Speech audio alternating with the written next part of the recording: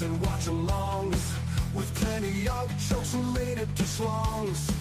We give you all the news that you need to know, from World Wrestling Entertainment to All Elite Wrestling. We rate the bloody wrestling bouts. So join the boys on all platforms, YouTube, Instagram, Facebook, or X. This is the TD's Wrestling Show. The TD's Wrestling Show.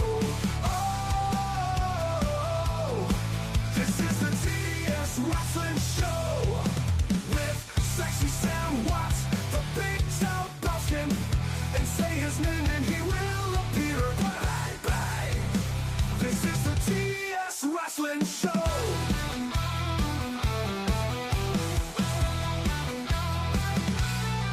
Join us for all reviews and watch-alongs, with plenty of jokes related to schlongs. We give you all the news that you need to know, from World Wrestling Entertainment to All Elite Wrestling. We rate the bloody wrestling with bloody wrestling bouts. Look, join the boys on all platforms, YouTube, Instagram, Facebook, or X. This is the TD's Wrestling Show. The TD's Wrestling Show. Oh, this is the TD's Wrestling Show. With Sexy Sam Watts, the Big Top Bustin'. They say his name and he will appear. Bye bye. This is the TD's Wrestling Show.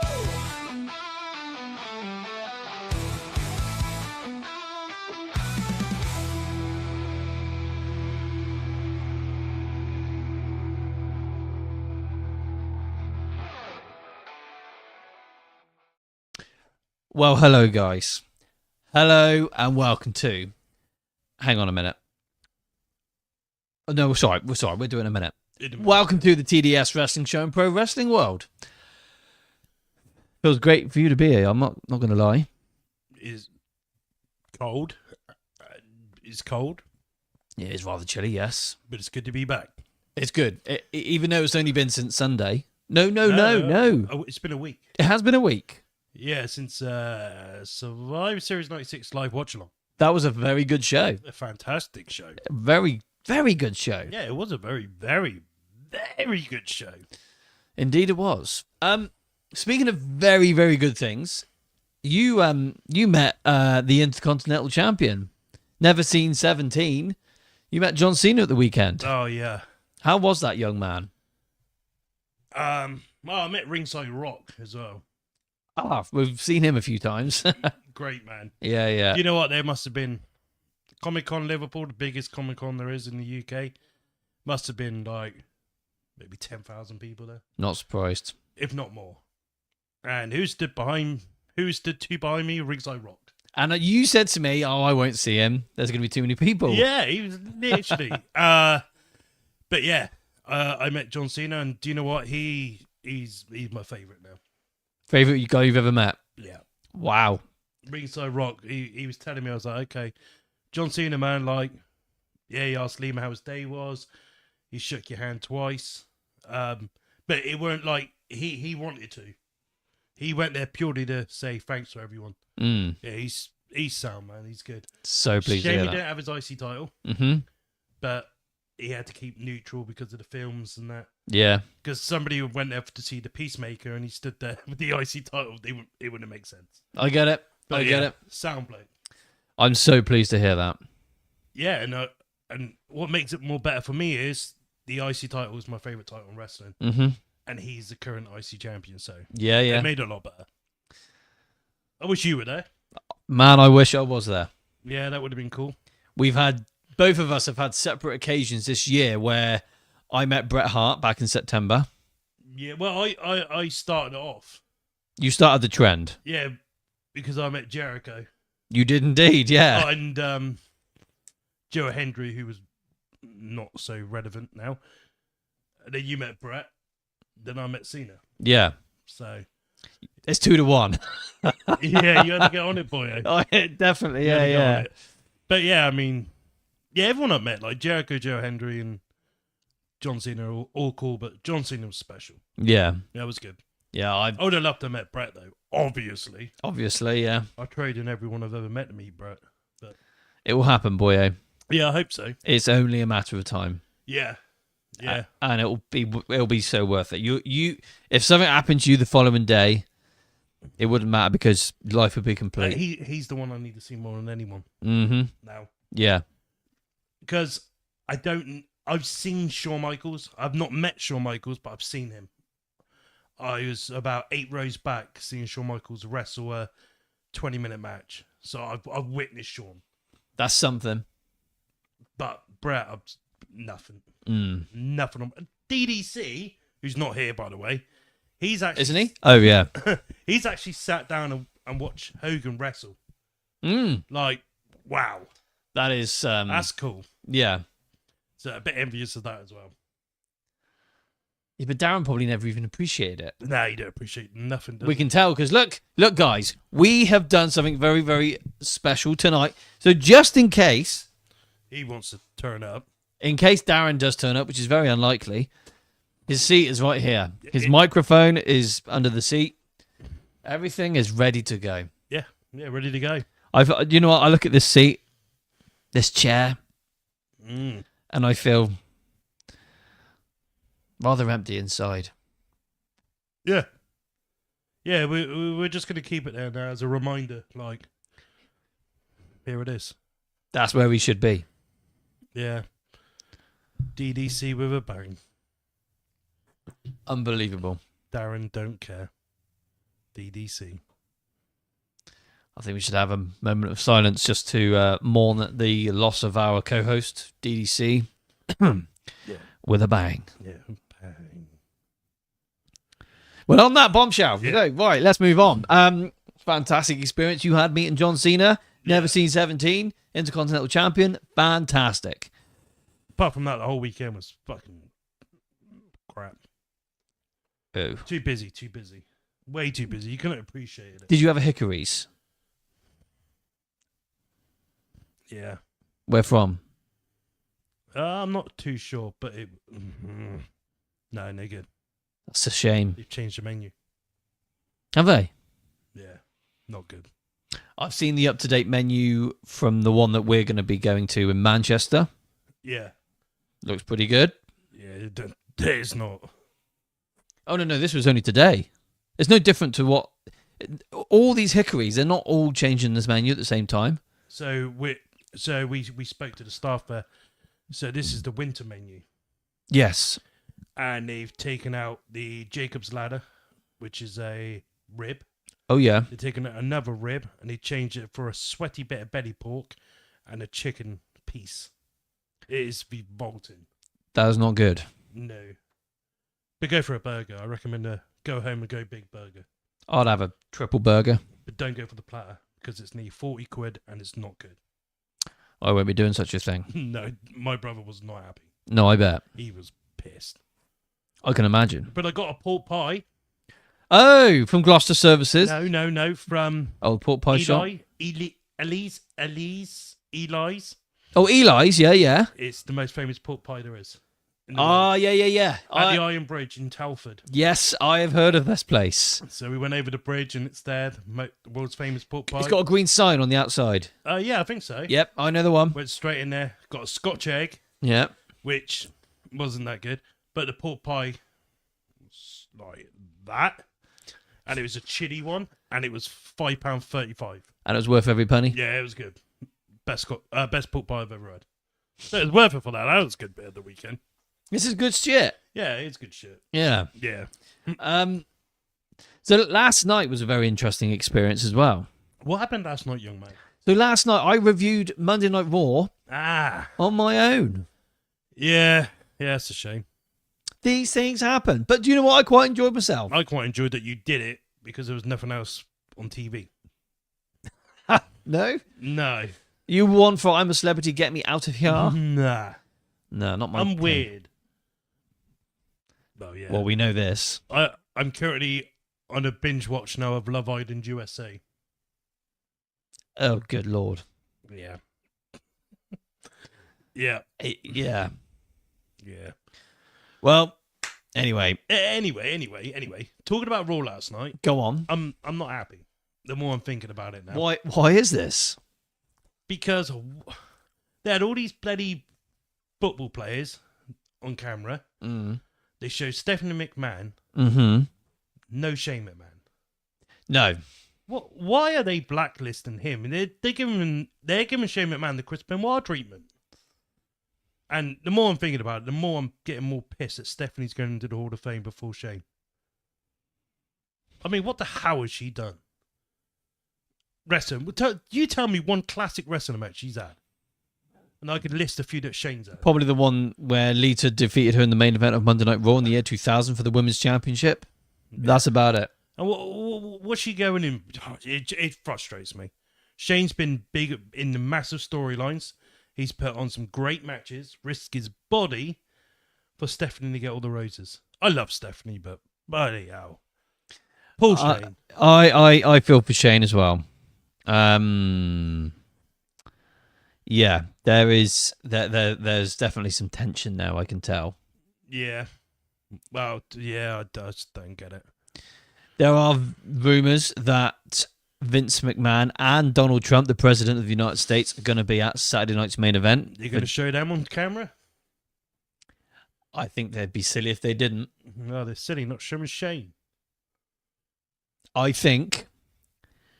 Imagine if they put the camera on Vince. Everyone will erupt. Yeah. Yeah, it'd be cool. Yeah. I don't give it. I know there's a lot of people that are really sensitive about what he has done, allegedly done. But I genuinely don't give a fuck.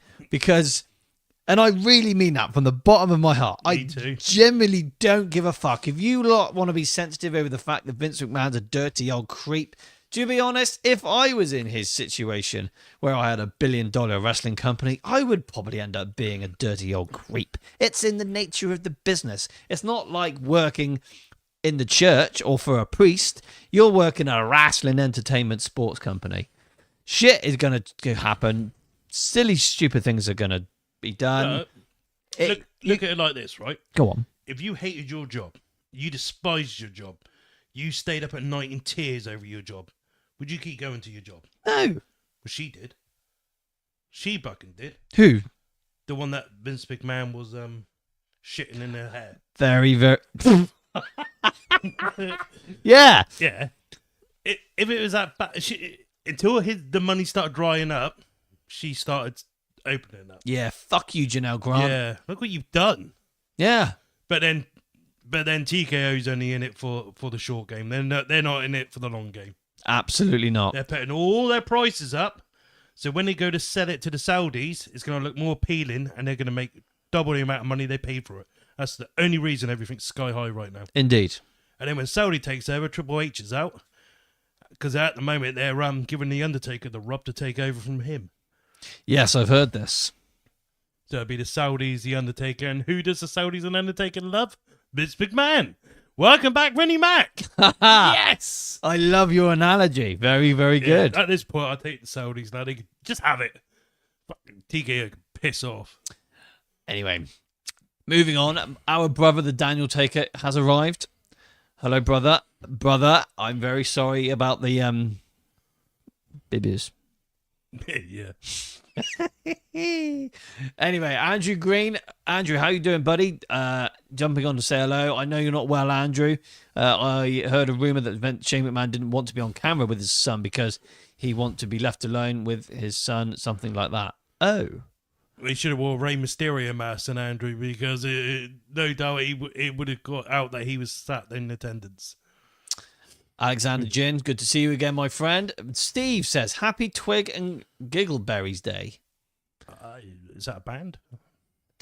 Happy National Kiss My Minge Day. Zach says it's International Men's Day. Oh, yeah. Should be International Men's Day every fucking day. But yeah. There we go. So, I'm going to open this can of Coca-Cola lime beverage. Oh, yeah, yeah. You're a fan of this? Yeah, it gives it a bit more of a kick, doesn't it? It gives that little bit of sweetness to the Coke Zero. Yeah, there he is. Yeah. That's bloody lovely. Yeah. And you can feel guilty-free by drinking it, which makes it even better. Yeah. Any additives in there that you're allergic to? I don't think so. I think we're good. Yeah. You're going to flare up in hives or something. Yeah, no, that's good. No, he's good. Anyway, so public announcement, DDC with a bang. Our co-host is not here because he never turns up. Ma.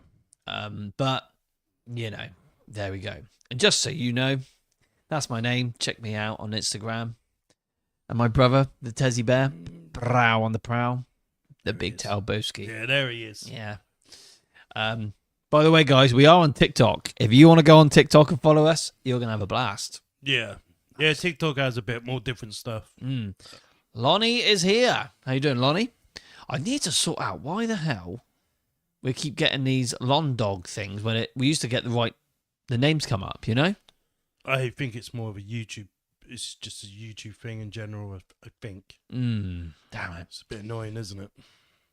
Andrew says, this might not be the place to say it, but I have been dreaming about you, Tez. Nothing like... Ooh. Rather erotic, Andrew Green. Anyway, so let's crack on with why we are... The reason why are we here today? We are here... Yeah. To redo an episode that we done previously that was in the audio format. That's why we're here. I will be able to tell you. I'm going to tell you right here, right now, where when we did this episode, TDS. Here we go. Hold on, it's just loading. Yeah. It's a bit sensitive. Yeah, so it's one of our earlier episodes that we did, and it was in the audio format, and it's just like, yeah, me and Sam really wanted to do this episode. It was early years when we first started. So we did the 8th of December 2022, Bret Hart and Shawn Michaels Rivalry, episode number 9. Episode 9. So that's neat. Yeah, 3 years next month. Yeah. Wow.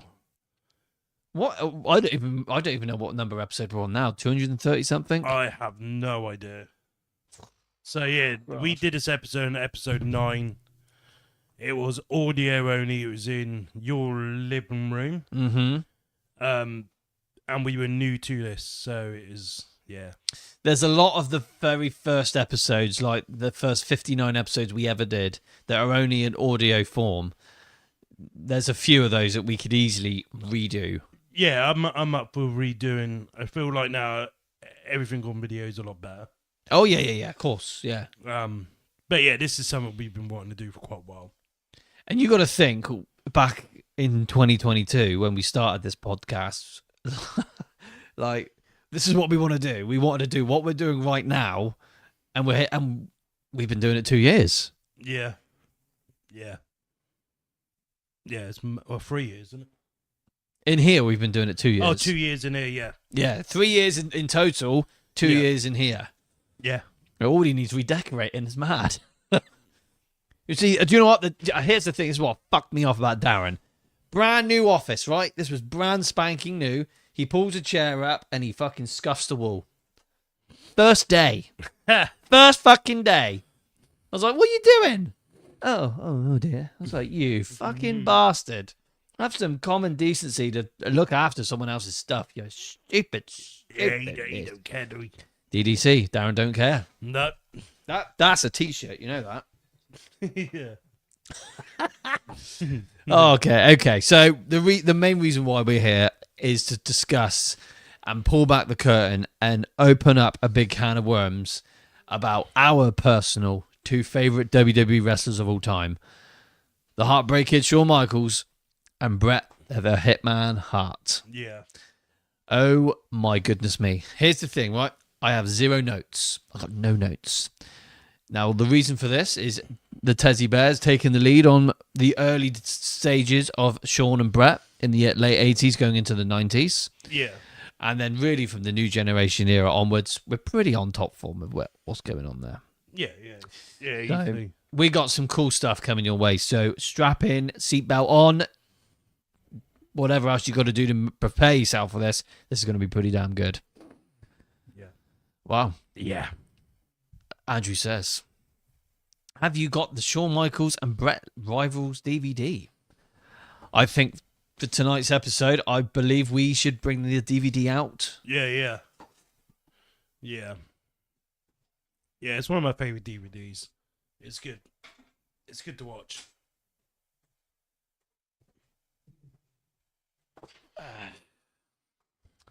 And there it is, guys. There it is. That's the one, Andrew. This was such a great DVD. God, I love this.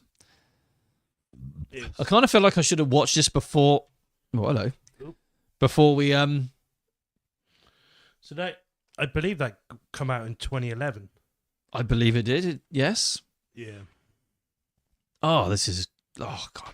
You can't beat the old DVDs, can you? No, I miss the stuff like that. Look at that. Oh yeah, that's cool. 3 discs. I had no idea it had 3 discs. Does it got the? I have no idea. No, I didn't know that either. I only thought it was 2. Well, our buddy Ribshot has arrived. How you doing, Ribshot? Both of these on Mount Rushmore for me. I hope you're planning to use quotes from Sonny's book to. Oh, I don't know about that. It would be very good. We will be bringing Sonny up because there's some certain things I would have loved to have done to her in the 90s if I was. Anyway, right. Tito Santana apparently coming back for Royal Rumble. Really? I don't believe that's true. That can't be true. Steve says, I met Bret, lovely guy, but here is my unpopular opinion. I was never a Bret fan. Oh, wow. Well, shit the bed, Steve. I never expected you to say that. Yeah. I thought someone like yourself would be there, Steve. Remember Rainy Zane, Luke Rainsford? Yeah. He met Bret many years ago. Oh, okay. Yeah. I think he had a very good experience as well. Yeah. I haven't heard of anyone that hasn't. Only Bill Goldberg. Wow. Yeah. Yeah. He deserves it. He certainly does. Andrew says, it's a fantastic DVD. Me too. I love it as well. Yeah, it's very good, little Andy. Little Andy Green. Yeah, there's something about these old DVDs. Yeah. Yeah. Do you want to take us back to like 1988 or something like that? Where can you take us back to? 89?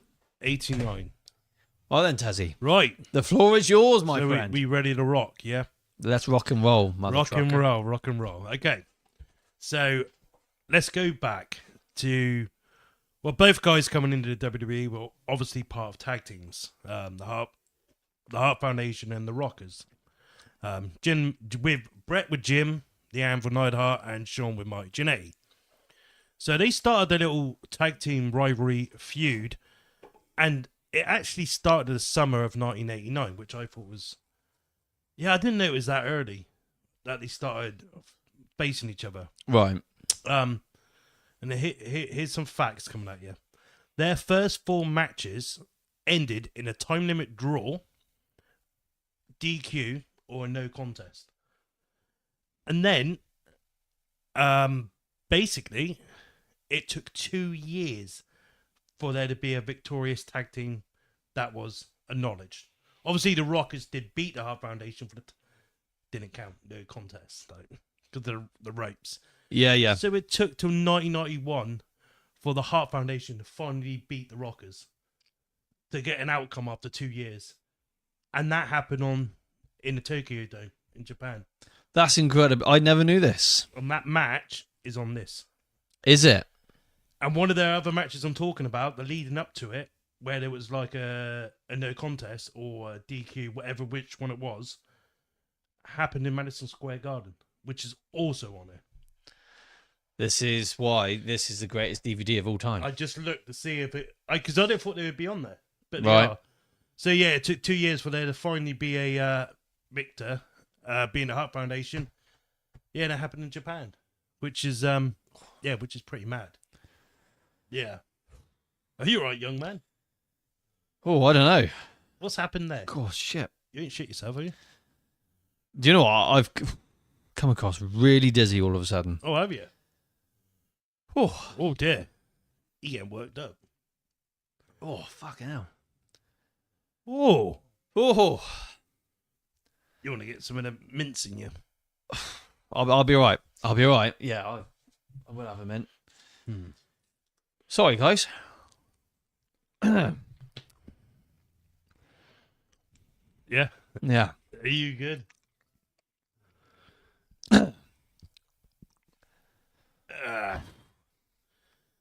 Oh, He's not right.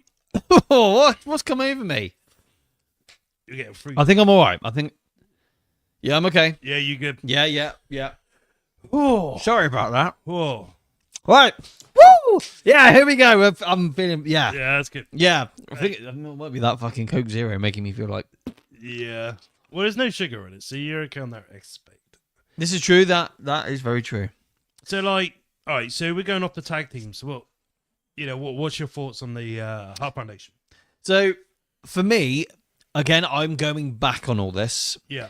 I was more familiar as a kid growing up, knowing more about the Rockers Yeah. than I was the Hart Foundation. Yeah. It wasn't until '97 that I realised Bret and Jim Neidhart were part of the original Hart Foundation. Okay. Watching that stuff in 1997 made me learn more about that, but I wasn't invested in it enough, you know? Yeah. Like when all these DVDs started coming out back in 2002, and there'd be all these there's a particular DVD of Shawn Michaels from the Vault. You know the one. Yeah. One of my personal favorite DVDs of all Yeah, time. it's great. Yeah. And Random, how you doing, Random?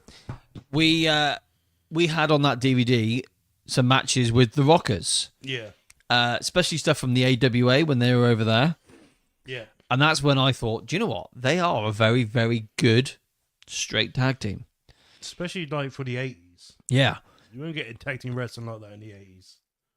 But here's the thing. The Hart Foundation as a tag team, really, them and the Bulldogs, insane. Yeah. Two of the greatest tag teams of all time. And the thing is as well, Bret and Jim, Shawn and Marty, they come from the greatest tag team era in wrestling history, the golden era. Yeah, for sure. You cannot argue that whole fact where those tag teams in that whole division were untouchable. Yeah. Yeah. Absolutely untouchable. I would say the Golden Era had the best tag teams. Yep. Obviously, the Attitude Era was incredible, but I still think the new gen, you've got to give the new gen its flowers when it comes to tag teams as well. They did have some really good tag teams. well, they had Smoking Guns. Exactly. You had Smoking Guns, you had the Body Donners, you had... Oh, the list is crazy. But they're not like... With the Golden Era, they're a lot more memorable. I agree. And it's still talked about now, like the likes of Nasty Boys, Demolition, Natural Disasters. That's just naming a few, you know? Random, how you doing, Random? Was he in a porno? Well, you were. No, I've never actually starred in one. I've done a lot of filming in it. Well, you have your own production company. Yeah, there's no point me doing it. No, fair enough. Nah. So, yeah, with the golden era, I just feel like here's the thing, right? Yeah. We have mentioned about how the new generation era helped mold what become the Attitude Era. Yeah. The golden era with Bret and Shawn, that era helped set up the entire future. It didn't just help going into the new generation era, it helped set up the entire future. Yeah. Because you had all of these larger than life characters in the golden era, some of the greatest tag teams of this era, which inspired some other of the greatest tag teams of all time. The Dudley Boys, the Hardy Boys, Edge and Christian, all inspired from that golden era. Yeah. Jericho, you see my point. And to have Bret and Shawn in that just goes to show that this was the greatest time in wrestling history. You're going to get some of the greatest guys ever to come out of this timeline. Bret and Shawn. So putting these two in a tag team, it's all about how you mold the wrestler and how you mold the person going forward. Bret and Shawn had to be in a tag team to start with. Yeah, they wouldn't have got over. No. Otherwise, there wasn't space for him. I mean, heck, they didn't even get over in the tag team division to an extent because he never won the belts. No, that's right. Well, the Rockers, though. No. Obviously, Bret did. Mm-hmm. But the Rockers just, I mean, they weren't as big as the other tag teams in that division.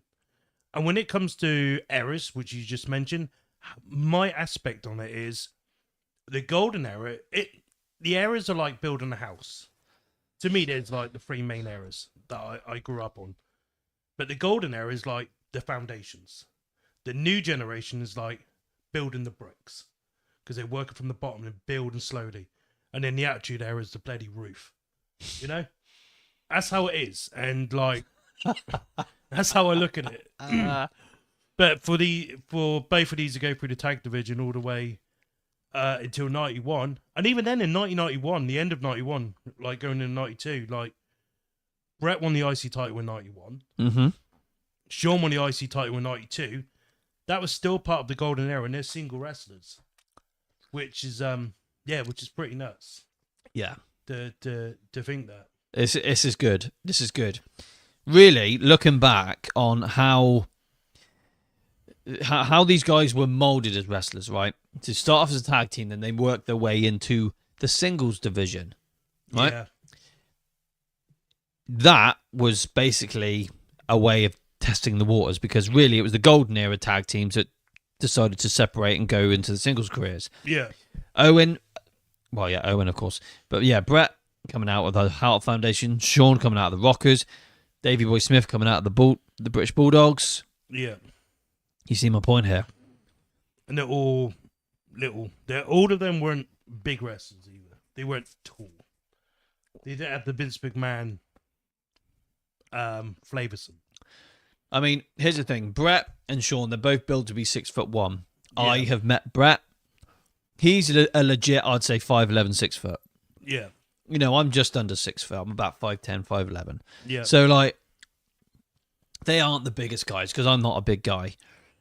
The British Bulldog, again, he was around about the 5'10" mark, and real height, not build height. Build height was like 6'1", 6'2". Yeah, something silly. Yeah, it's nonsense. These guys, they are not big guys, and I can vouch for that because I met Bret. Now, they're probably above average to normal people like us, but in the WWE world, they were small guys. Agreed, yeah. And Vince wasn't really going to take a pun on the small guys, but Bret had something special. Yeah. And Bret was the one that opened up the gate for Shawn Michaels, for every wrestler ever since then. Mm. No one else has. But you look at it as well, right? Let's go forward 10 years, 15 years from these guys going into the singles division in the golden era. Yeah. Think of the sequence, how some superstars start in a tag team and then they branch out and go out and have a singles career. Yeah. Great example. Look at Edge and Christian. Yeah. You know? Yeah. But that they were a tag team. They were a tag team. They both made it. And both made it. That's rare. That is really rare. That don't often happen. Can you think of another team, apart from the Dudleys and the Hardys, which we know of? But then, Devon never really made it as a singles guy. Bubba only did it, but in another company. Yeah, to make it though, you gotta be a WWE. I agree. A world champion in WWE. I agree. Anyone could win, third place, can't they? I know Josh would say different, but fuck you, Josh. Yeah. No, never sticks out to me. Not as a world champion in WWE from a tag team.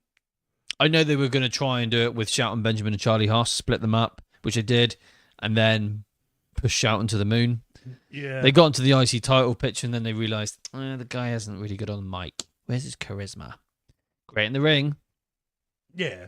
Well, if you're on about individuals from a tag team, I can name a few of them. Mm-hmm. The Miz, Yeah. he done well from breaking up with John Morrison. Yeah, true. Yeah.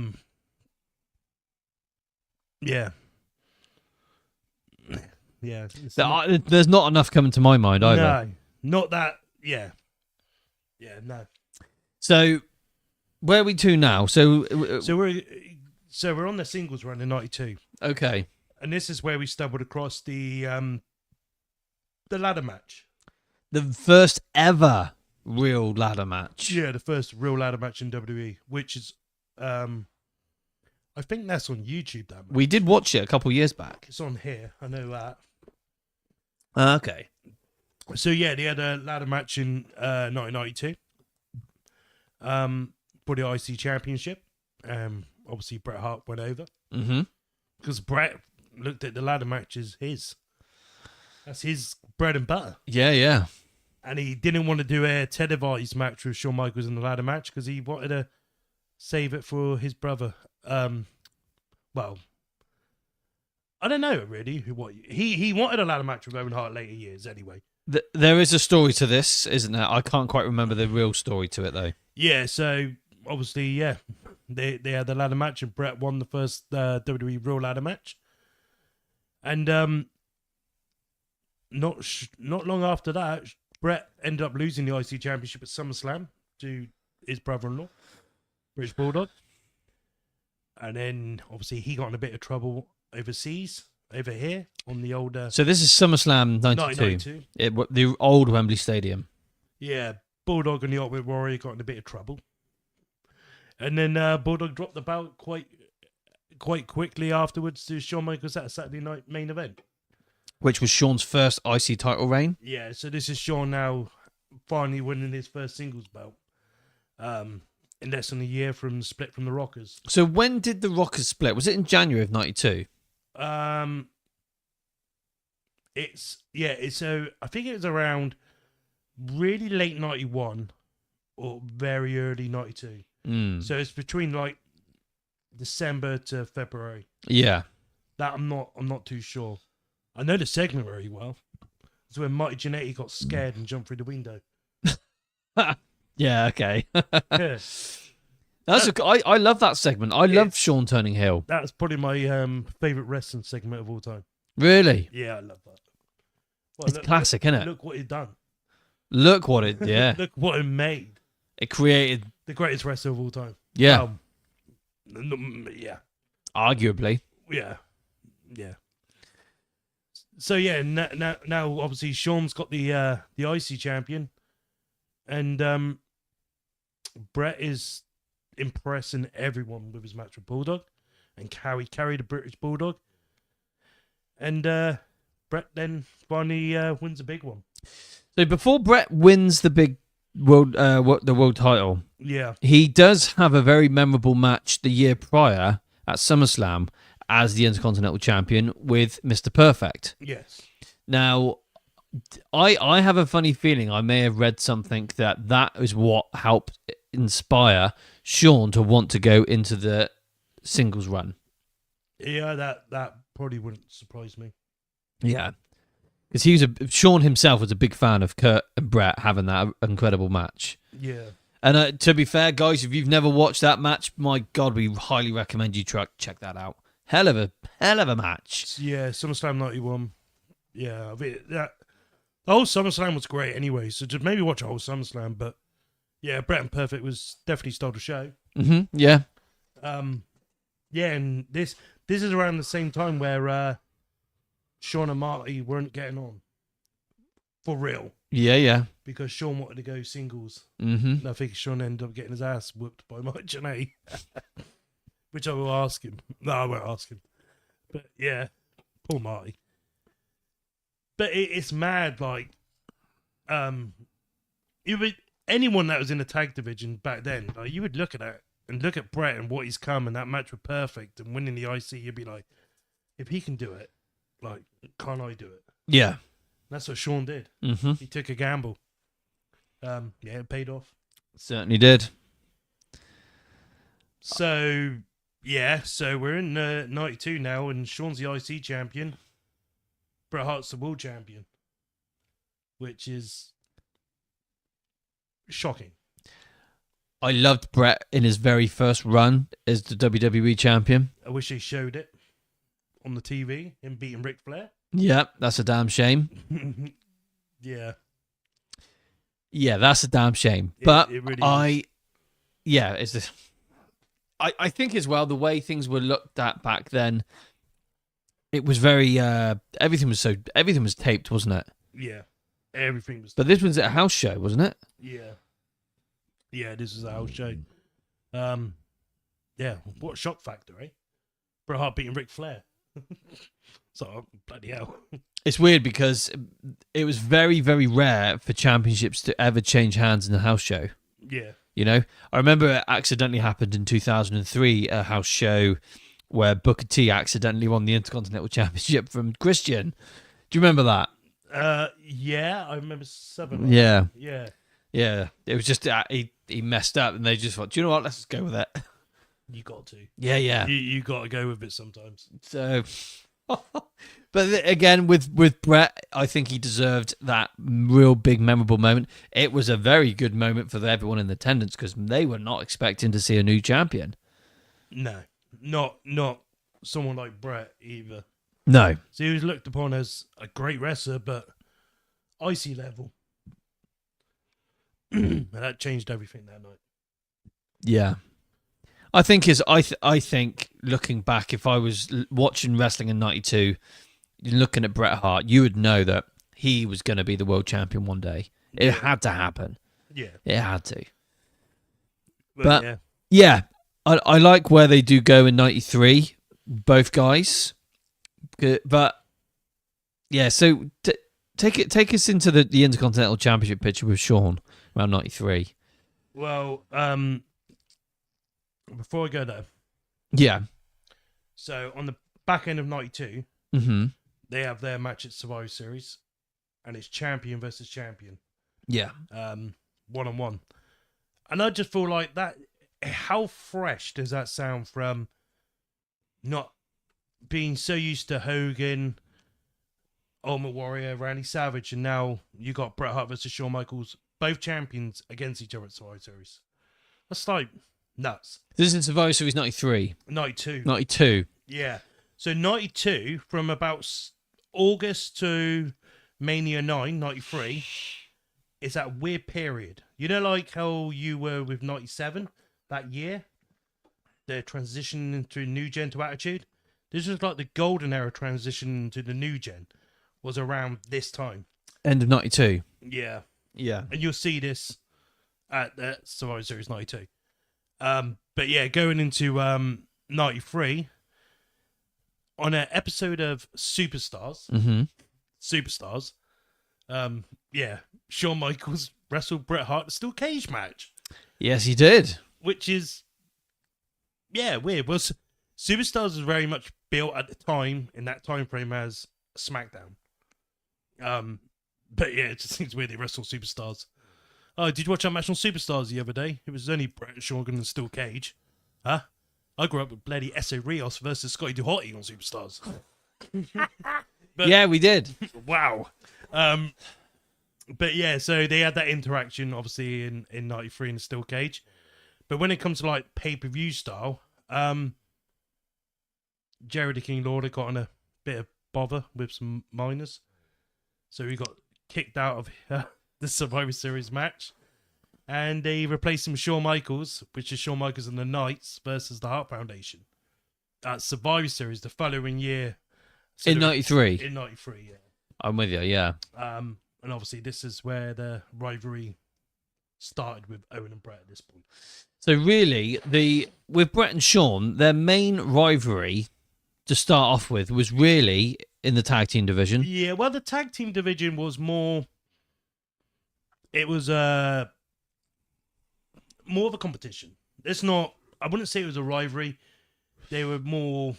Do you know what I mean? They were just more like, who's the better? Yeah, it was a competitive competition on which team was the best. Yeah, I would say... Probably, if you look at it, probably the ladder match, '92, the Survivor Series. That brief little stint in '92 was the rivalry. Then it ended. They had a steel cage match on Superstars, but I don't recall any feud around this point. It was just a match. Okay. The Survivor Series 93, again, there wasn't that rivalry there. It was, shit, what are we going to do? Jerry King Lawler's not here. We need a replacement, Shawn. Again, it wasn't really a rivalry. Yeah. But yeah. Interesting. Very interesting. Because really, the singles rivalry started more so when Shawn had gone down the singles route and was playing as the heel. Yeah. Because he's a heel more or less for like 2 years, maybe 3 years.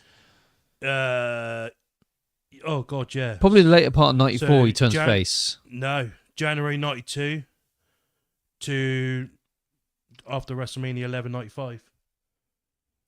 So that's when he turns face. Yeah. Interesting. 5 power bombs from Psycho Sid. Yeah. Yeah. I remember. Yeah. Because 94, all the way through 94, he was two dudes. Two dudes with attitude. Yeah, with Diesel. Yeah. Both being heels. Until Diesel turned babyface in later that year. But yeah. Mm-hmm. That's kind of it in 93. And obviously Bret goes off and does his thing, which was amazing. So what's Bret doing around this time in 93? Everybody acknowledge our ringside rock. Ringside Rock. He's a man. He is the frickin' man. He's a very handsome man, which you said, well, I don't think I'm going to bump into him, but you did. Yeah, it is great seeing you, Shawn. I appreciate seeing you and your lovely wife. It's a shame I didn't get to see Holly. That would have been cool as well, but I don't have Facebook, Shawn, so Merry Christmas to you and your wonderful family. Well, yes, the season is approaching us. When I walked off and Shawn was like, or Shawn or Donna says, have a great Christmas. And I was like, Christmas? And I did twig. Yeah, I thought, oh yeah, God, we're in like November, aren't we? So yeah, so apologies, but yeah, have a great Christmas too, buddy. Well, it's only a matter of time. We will be giving you lots of season greetings from the TDS Wrestling Show. And we look forward to seeing you at front row, Shawn, because I know you're a bit on the fence for WrestleMania. So hopefully you'll be there. I think this WrestleMania, they're going back to Las Vegas next year to compensate for the crap they put on this year. Yeah, because they realise they've messed up They massively. messed up. You know it's bad when Dirty Dom stole the show. That shouldn't be the case. No. No. Oh dear. So what's Bret doing in 93? So Bret in 93, he was so obviously he was around Yokozuna to WrestleMania. Yeah. Then June, he won the greatest King of the Ring of all time. No matter what, if you say otherwise, it was the greatest King of the Ring of all time, 1993. It is very good. I have to give you that. It's the greatest King of the Ring of all time. It's not bad, actually. And how do you use that? That bloody fly is pissing me He's off. here more than Darren. And then you obviously done that, and then he went into a feud with Jerry King Lawler. That was at SummerSlam 93, and it was going to lead him up. And then, yeah, joining into 94, Bret then was tied down with Owen. Yeah. Which is good. A lot. Love it. Yeah, and in 93 is when Shawn brought in Diesel, Kevin Nash. And then going into 94, he got suspended. So he gets suspended in the later part of 93, doesn't he, going into 94? I don't know. Maybe. Or was it January of 94? I think it was late January 94 because I think he was in the Final Four with Bret Hart in the Royal Rumble 94. Okay. I think it was. I don't know who the other one was, but I know it was Bret, Lex Luger, Bulldog, and Shawn. No, Bulldog, 94. No. No, Bulldog No, he wasn't there. Bret, Luger, and Shawn Michaels, and somebody else. They were the Final Four in the 94. Right. So it must have been just after that period he got suspended. Right. And then they did a Battle Royal, and the last two would fight each other the following week. And then the Battle Royal would come down to Razor Ramon and Rick Martel, and he had a one-on-one and Razor won. Or Backlund. Possibly. Don't know. I'm not sure.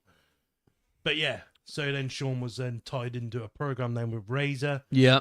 From WrestleMania all the way pretty much then from WrestleMania to Survivor Series of 94. Yeah.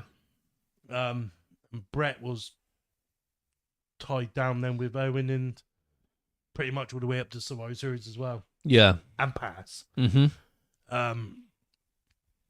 But then Bret regains the championship at WrestleMania. Shawn loses the IC. Bret then runs that bout all the way to Survivor Series and then loses it to Bob Backlund. Ugh. Till this day. If they wanted to put that bout on somebody for that short amount of time to get the bout off of Bret, to put it onto Diesel and they were looking for a heel, the answer is right in front of you. Use Owen. Mm-hmm. Just use Owen. It would not only help for that storyline, but Owen would have been the champion, and it was to get the bout off of a good guy to put it onto another good guy. You need that middle piece, Owen. I think he earned that spot. He worked his bollocks off that spot. They give it to Bob Backlund. It's like, come on, it's a new generation. This bloke had the bout in the 80s. Mid-80s, early 80s. It was early 80s. Yeah. He's pre-WrestleMania 1. Yeah. Yeah. I know this certain time period that you're talking about, and Owen, damn it, right at that very point, he looked like he was in the prime of his career. He looked amazing. Yeah. And he would have looked incredible with the championship. Yeah. Yeah, he would have. Damn shame. He should have just won that. He should have had the Bob Backlund spot in 94.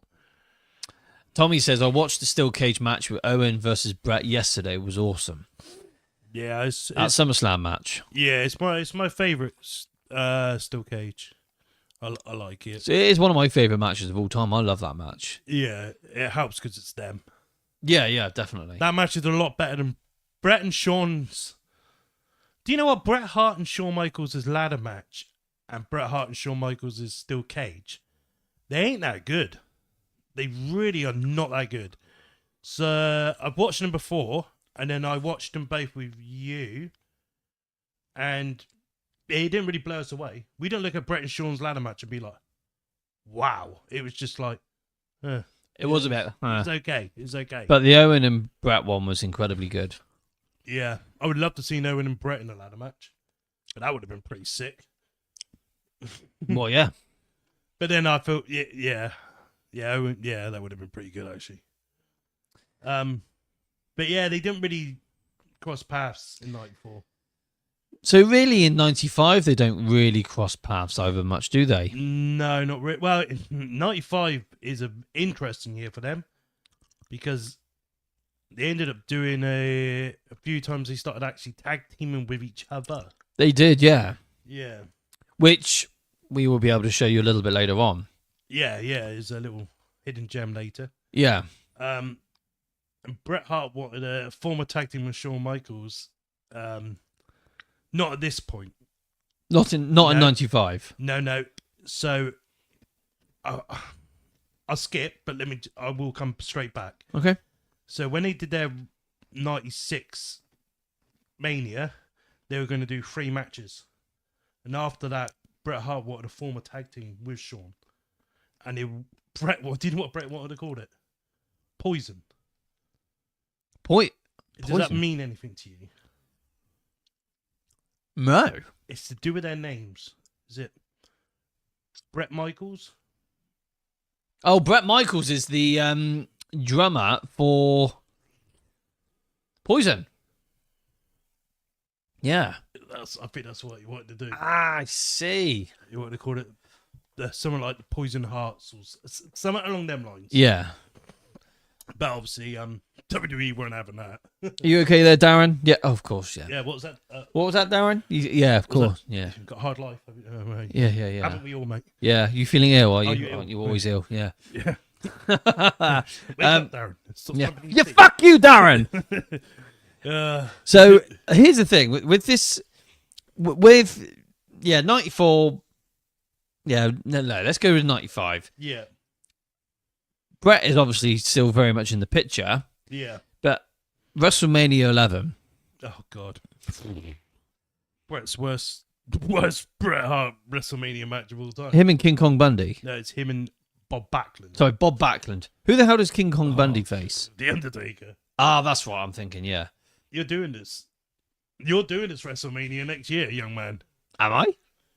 We're doing a live watch along 95. Oh my fuck. Shit. Pamela Anderson's on there, so it kind of perks up. Well, I can have a wank afterwards, so that's Yeah. fine. So, Have a Jordan if you want. well, of course, man, yeah. So, right. WrestleMania 11, Shawn wins the 1995 Rumble Yes. in a bit of a controversial way Uh-huh. because one of his feet did touch the floor. Yeah, he did. But who was the other guy in the ring in 95? Was it? It wasn't Bulldog, was it? It was. But that's the same thing happened the following year, though, didn't it? No. So who did Shawn eliminate in 96? What, to win? Yeah. Diesel. Ah, right, okay. Bulldog was in the final four in 96. He come fourth. Right, okay. Yeah, it was 96. It was Bulldog, then Cunham, Stuffer, Why am I confused here? and then Diesel and Shawn. I'm confused because WrestleMania 11, he faces Diesel. Yes. Right, yeah, of course. So, yeah, sorry about that, guys. I was very confused. So, Shawn wins the 95 Rumble Yeah. by eliminating the British Bulldog last Yeah. and goes to face his buddy, Yeah. the Enforcer, Yeah. his bodyguard, Big Daddy called Diesel, Yeah. which doesn't really go the way I think Shawn was expecting to win. Like, Shawn Hickenbottom, the real guy, was expecting to win this. Yeah, I feel like Shawn thought he deserved it. He worked hard, and he brought Diesel to the dance, and Diesel got the glory first for being a big guy. But Shawn Michaels went above and beyond to show that little guys can do it, and Vince put his money in the big guy that Shawn Michaels brought in. So, looking back, do you think Diesel was the right guy to be the champion around that time? In 95, yeah, I would say so. Yeah. There's no one else that really stands out. I mean, Undertaker always stands out. Don't get me wrong, Undertaker would stand out, but he again, Undertaker never needed that bout, hence why his title reigns ain't that many. And look at every title reign the Undertaker's ever had. It hasn't like been, wow, this is one of the greatest title reigns of all time. It hasn't. It's been average at best. So in 95, yeah, I feel like they needed that new face. And yeah, I experienced it, and you were there. You seen me experience it.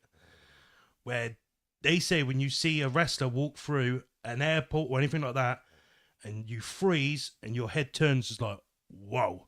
I had that with Diesel. He was walking up there and I just froze. I was like, holy cow. The fact that he's like over a foot taller than you. Yeah. And there's the video of him in New York, and he's walking through as the champion outside, and you just see this massive bloke. So yeah, I see why they went with Diesel. He was tall, he was big, he was built. Not great amount of moves, but not many did in that era anyway. I think he moved like a 7 foot tall wrestler. And he's very handsome. He is. And he's the only eye for the ladies. Shawn Ellis, aloha. How you doing, young man? Good to see you, buddy. Oh, yeah, Sean. So, yeah, I do feel like with Diesel, he was a naturally good-looking guy. So, yeah, he was a bit of his own chick magnet in his own way. Yeah. I mean, don't get me wrong, in 95, we would have probably just kept the belt and Shawn Bret the whole year again. But I feel like Vince wanted to just try. You try, it's the only way you're going to know. Yeah. Is there anyone that you can think of in 95 that you think would have been the guy to... I think if they had pulled the trigger on Owen the prior year, Owen would have been a good candidate to be the champion in 95. Yeah. But by this time, they'd already teamed him. He was already teaming up with Jim Neidhart, who'd returned to the company, and then eventually Yokozuna. Yeah. And I was a bit... I felt bad for the way Owen was used around that time. Yeah. You see what I mean? Yeah. Yeah, I feel like Owen would have been great. Owen would have been a good champion going into that. Yeah, I would have been happy with that. Yeah. I would have still let Diesel had his run till Mania. I would have still let him beat Shawn Michaels at Mania, and then I would have just then probably put Owen Hart over at the First in Your House. Get it off. Well, a few comments. Just read these comments. So Tommy says, my Bret and Shawn Hasbros were so play worn that they had no paint left on the arms. Had no paint left and loose arms. So Sean Ellis, according to Mark Calloway, The Undertaker, Bret Hart and Shawn Michaels were both egotistical jackasses with attitudes that made the not sell for others who they thought were below them. Interesting. I think The Undertaker's talking bollocks. Yeah, I'm not so sure about that either. No, I literally watched a thing quite recently, actually, with Sean Waltman. And he speaks really highly of being 22-year-old. And Bret was pretty much letting Sean Waltman, as a youngster, call pretty much most of the spots in their match. And that is, again, probably my greatest Raw match of all time. And it's Sean Waltman's favourite match of all time. And that's Bret was really trying to put him over. Yeah. And I was more shocked that Waltman said that Bret let him call most of the spots, which is nuts. I've seen an interview where Bret has spoke highly of Sean Waltman. Yeah. He just found it irritating that over time he became part of the clique. Yeah. And his maturity got the better of him because he was still very immature. Yeah. Which is a shame. Sean Ellis also said Bret Hart slept with Sonny too, like Shawn Michaels. Did he sleep with Sonny? We'll get to that when we get to 97. We're only a couple of years away, so hang on there, Sean. So, with 95 then, so Bret and Shawn do actually, they are tag teaming. Yeah, I think I found 2 of the tag matches alone today on YouTube. They're on YouTube. And their first tag team, them together, they took on Jacob and Eli Blue. And that was after a Raw show. So, but they had the new RAW Raw Arena. Yes. That match is on YouTube, and that is so weird to watch. Interesting. Yeah, quite a weird one. So Sean says that Bret and Shawn Michaels didn't want to sell for Big Van Vader either. I know Shawn wouldn't ever sell for Vader because they just generally didn't see eye to eye, but Bret and Leon White, Vader, were very good friends. So, I don't know what to think about that one, Sean. I don't know. Yeah, I feel like it's more Shawn. I don't think I'd put Bret in the same place as Shawn. I think Bret would work with a lot of others and help a lot of others, but Shawn was probably quite selfish back then. Mm-hmm. Pretty much. Yeah, I'd go with that. Especially in 96, the title gave him a huge ego. Oh, yes. Massive. So the remainder of 95, Shawn Michaels holds the Intercontinental Championship and Bret is chasing the WWF Championship. Yeah, with So, 95, right, Bret Hart just gets treated like a piece of crap. He's a mid-carder. Yeah, he's wrestling all these people from Bob Backlund, then he's Eisen Yankum. That's got to be Kane. Oh, yeah. Yeah, like, you look at it, right, Royal Rumble, he wrestled Diesel. No, double DQ. WrestleMania, Bob Backlund. And then King of the Ring 95, Jerry King Lawler, Kiss My Foot match. And then Eisen Yankum at SummerSlam. And then, obviously, he wrestled Diesel at Survivor Series, which we did a couple of weeks ago. So In Your House 1, that's July of 95, isn't it? Or May of 95? May. So where is Bret in the In Your House picture around 95? I think it was... I'm not too sure. It was definitely around It was all tied around Jerry the King Lawler again. Yeah, because this is the thing. Bret's having this feud with Jerry Lawler in 95. So I know there's one where he wrestles Hakushi and Jerry the King Lawler on side by side on In Your House. Yeah. And I know... That's In Your House 2, isn't it? Yeah, possibly. Yep. I don't know if he's even on In Your House 1. Unless it's a dark match. I know In Your House 3 was a dark match and he wrestled John Pierre Lafitte. John Pierre Lafitte. Yeah. Yes. This is a great match. Yeah. Yeah. In Your House 4, I can't even remember what he done on that. Sean's Ellis said In Your House had Bret versus Sid. Yes, In Your House 12. Yeah. Yeah, In Your House 4, I don't know what he done. In Your House 5 was him and Bulldog. Yeah, I remember that. Yeah, In Your House falls Bulldog and Diesel. That's the shits. That's a bad terrible. event. That's a bad event. Yeah. God and hell, oh Lord Almighty. Yeah. Not good. Was it Isaac Yankum again, Tommy, In Your House 4? That must have been a dark match. He used to do that a lot. But yeah, 95, obviously Shawn Michaels got attacked by them 7,000 Marines. Yeah. And then he developed brain damage from Owen Hart. Yeah.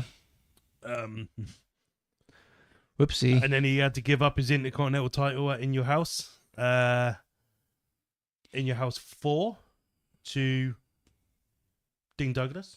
Yep. And that was end of that reign. Yeah. So Shawn disappears because he's injured from the attack from the Marines and then returns at the Royal Rumble 96. Yeah. Yeah. Well, that's his return match. He returns at the Royal Rumble 96 after his brain damage injury. The attacks from the Thugs, he returns at Survivor Series 95. Does he? Yeah, so he gets attacked by these one bloke in October of 95. Then then he vacates the bout at In Your House 4. And then he makes a return at Survivor Series 95. Then the Raw after that Survivor Series is when he collapses in the ring. And then he's out then to the Royal Rumble of 96. Right, I'm with you. Yeah. I'm with you. So Shawn says the In Your House was a stupid pay-per-view to me.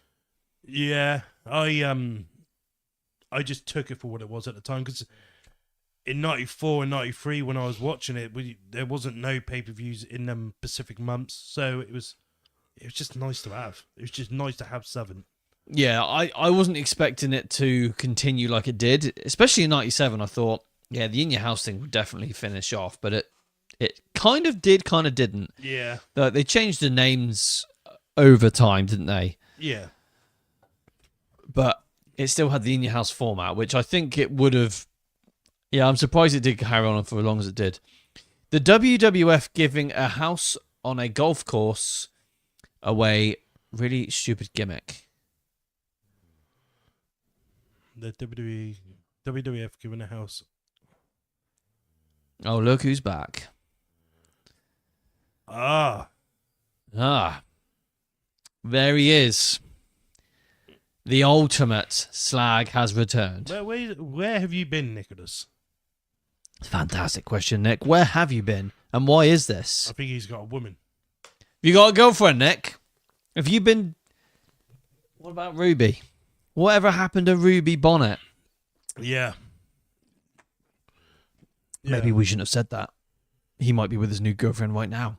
Oh, God. Sorry, Will that Nick. teach him from coming on here then? Shouldn't have done that. He's just a boy. Yeah.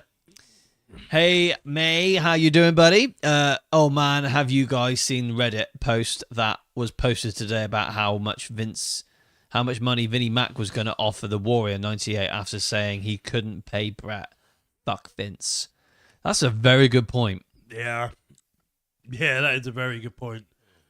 I have heard about the Warrior stuff.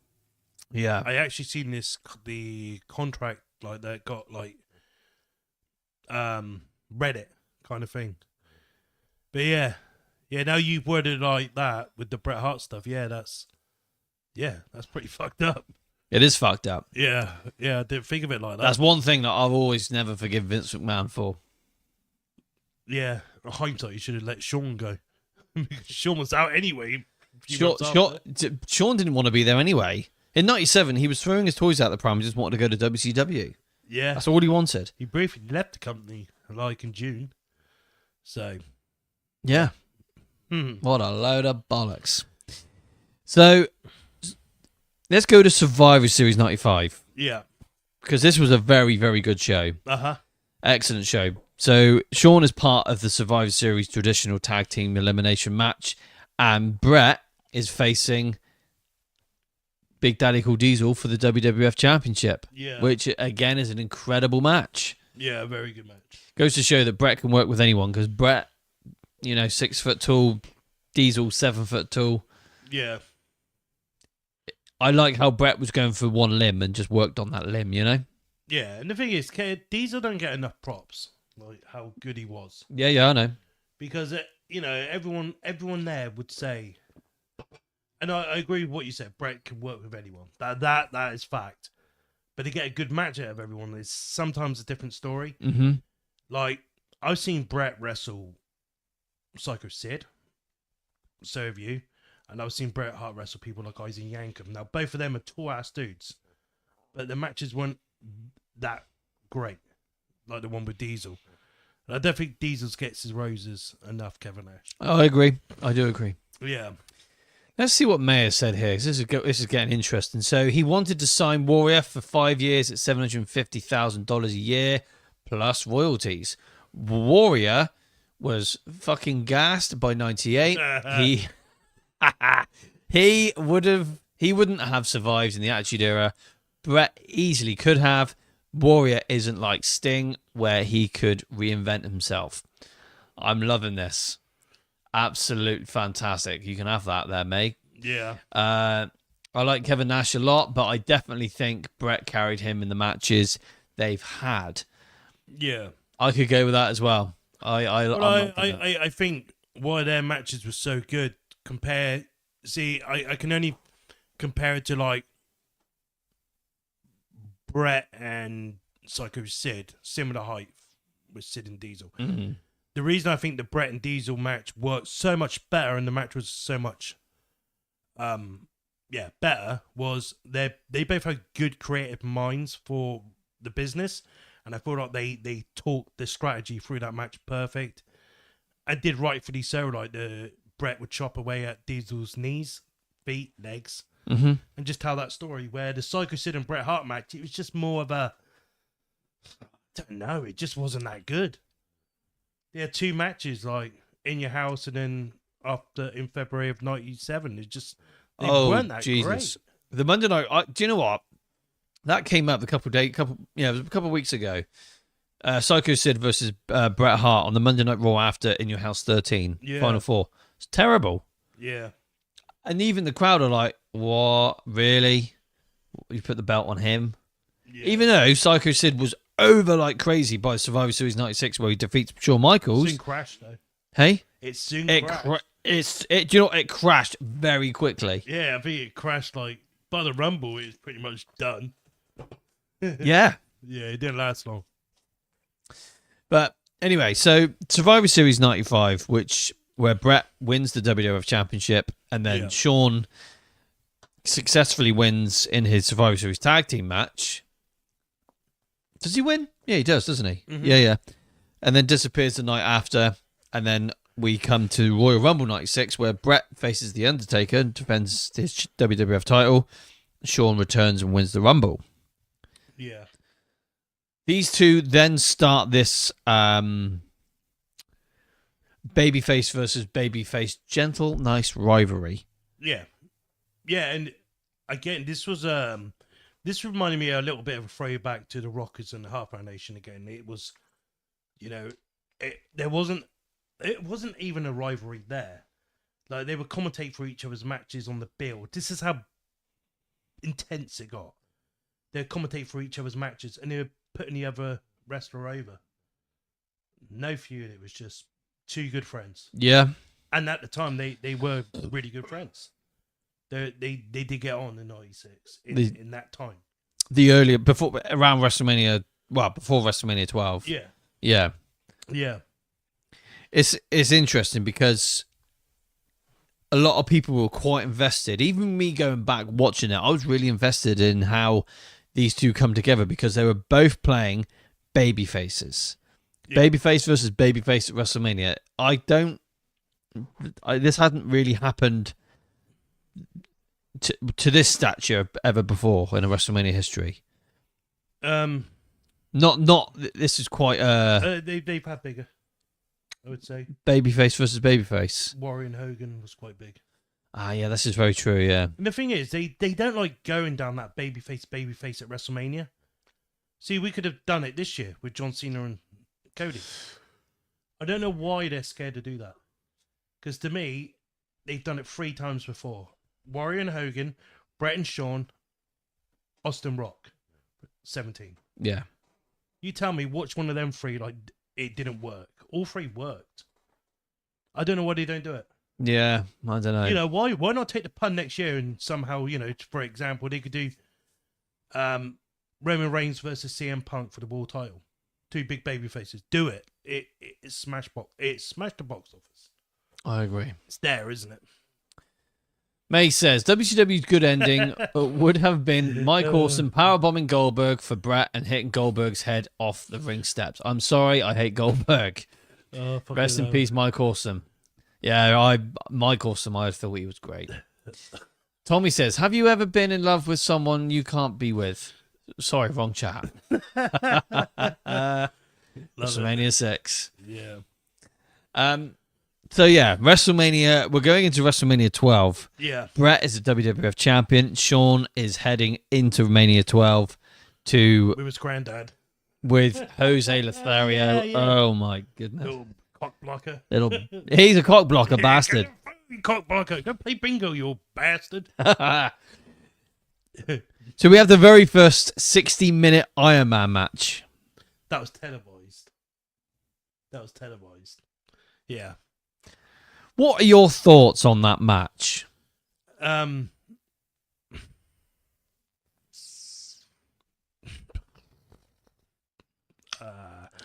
Okay, so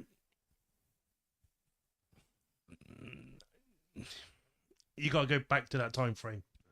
So 96, an hour was okay. Some people say it was too long. It was okay. It was good. But I feel like people wanted it to be more like 6-5 or 5-4, not 0-0.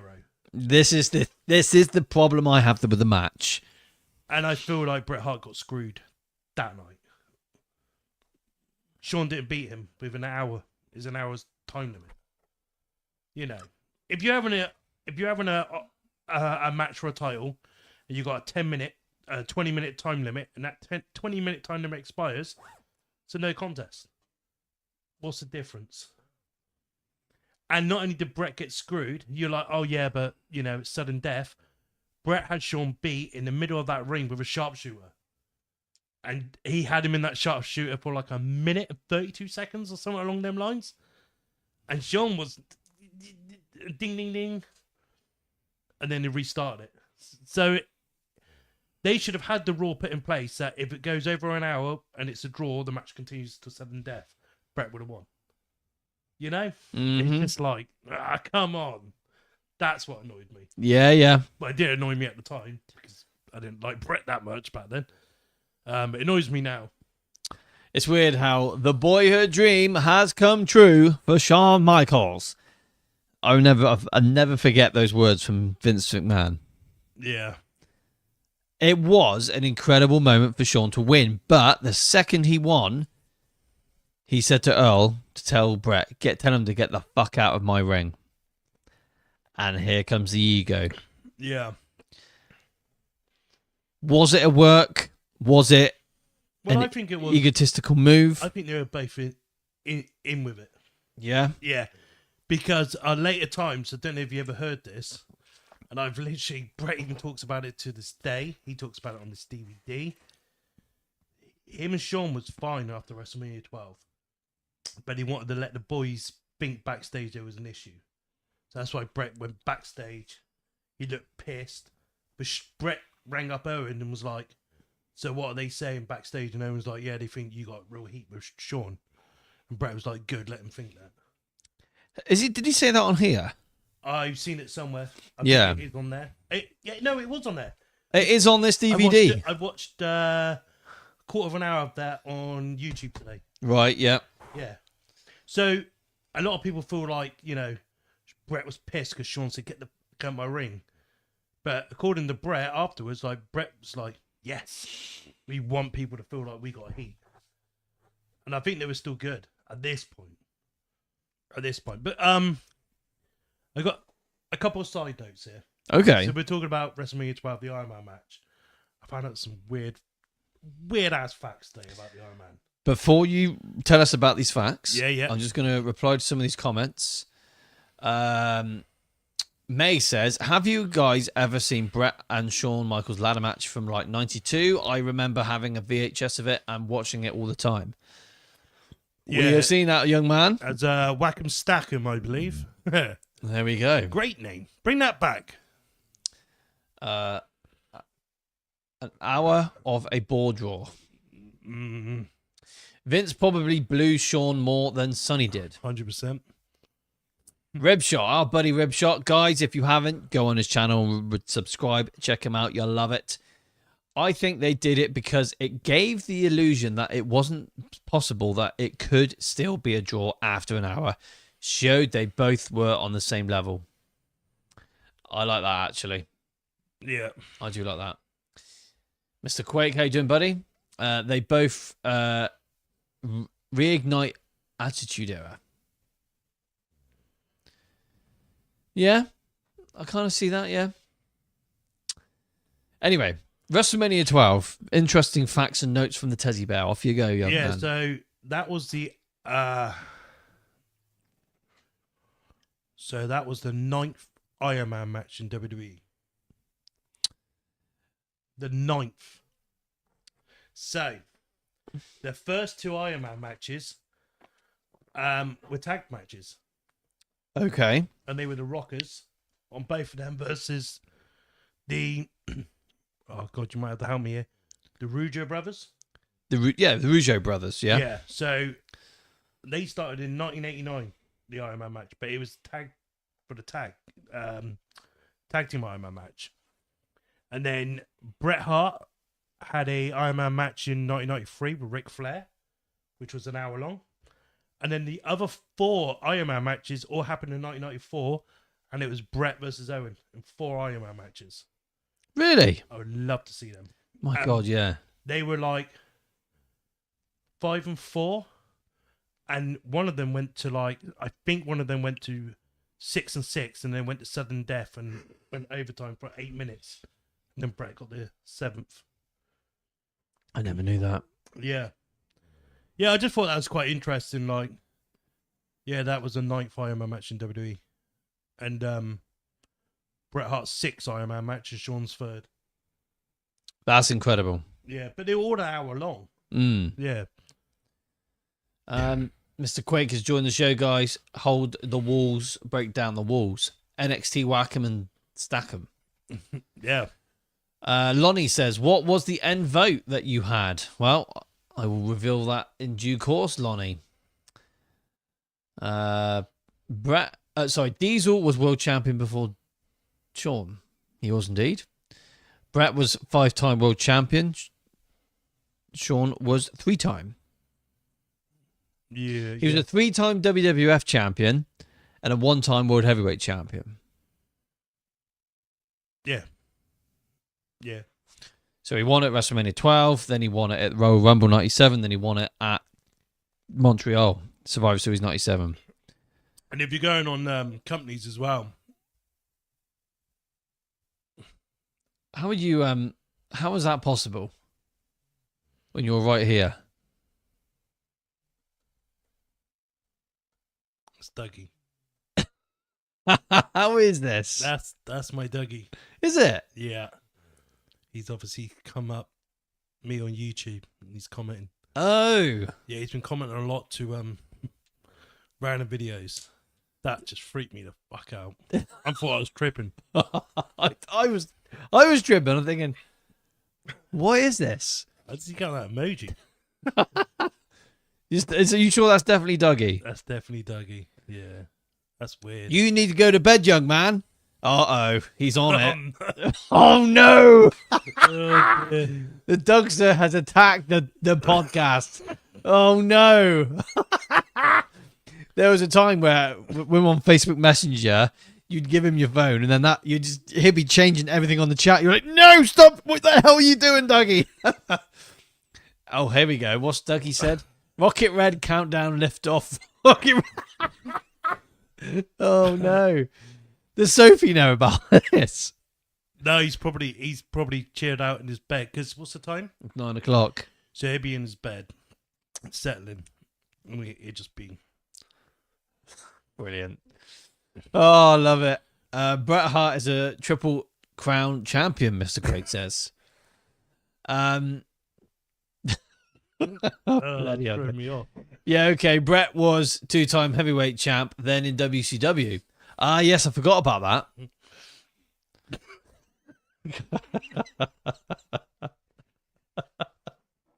Oh, Dougie, go to bed, young man. Oh, dear. How's he getting these emojis? I don't know. Oh, dear. I'm going to wet myself, Jesus Christ. Oh, dear. What's he? Oh, blue penguin waving tear. All right, okay. Oh, no.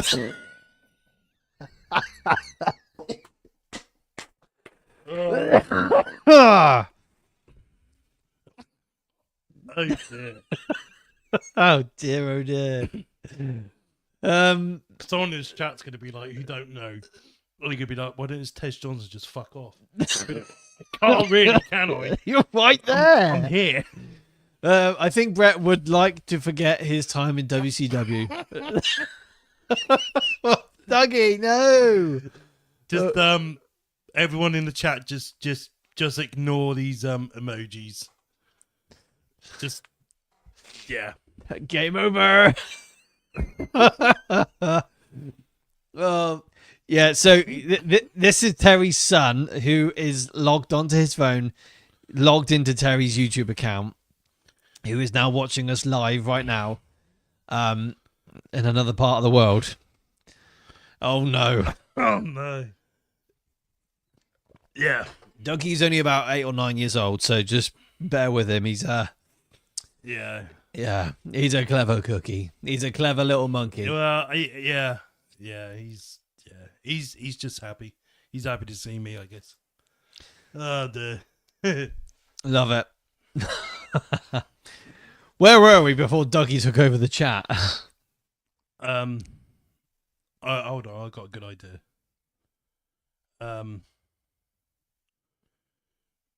This might work. Dougie, Mr. Tumbles, watch Mr. Tumbles. Mr. Tumbles. Watch Mr. Tumbles. Much better than this. Mr. Tumbles. Yes. Yeah, watch Mr. Tumbles. Don't watch Daddy and Uncle Sam. Watch Mr. Tumble. Yeah, give Mr. Tumbles a watch. Yeah. Do you think he'd do that? No. Yes, this is shit. That's right, Dougie. Yeah, there's pink shit. Bless him. Anyway. It's gonna get annoying very quickly. I think he's enjoying it, to be fair. Yeah, well, at least he's interacting more than what Darren is, and he's 8. Yeah, I know. Yeah, he don't even bother. I know. Unbelievable. What's with you, Darren? Unbelievable. I think we have found a way to make your two... No swearing. Oh. Oh, dear. Oh, God. Oh, dear. Oh, what's going on? Dear. Oh, no. Anyway, we apologise in advance, guys, with the comments I can't. Nothing I can do. Body turquoise yoga pose. What is that about? Oh, how's he even getting all this written up this quick? I don't know. Texture, God, I don't know what the hell is going on here. Oh, brilliant. So, anyway, Dougie, go and watch Mr. Tumble. Daddy and Uncle Sam are busy. Oh, God. Want to do wrestling podcast. Right, so, WrestleMania 12. Yeah. Bret does lose the championship to Shawn. Shawn's his ego starts to bleed through from being a champion. You can see this. Yeah. But Bret takes a sabbatical and takes a backseat and disappears for the next 6 months and does a TV series and records some bits. What's it called? Was he trying to be a cow? No, not a cowboy, was he? Something like that, but the show got cancelled. Oh, right. That was a waste of time, then. Yeah. Oh, he did it, didn't he? He did find time to do that song, We Start a Fire. Maybe. Dude, yeah, that's a good song. Yeah. You weren't that keen. No, I'm still not that keen.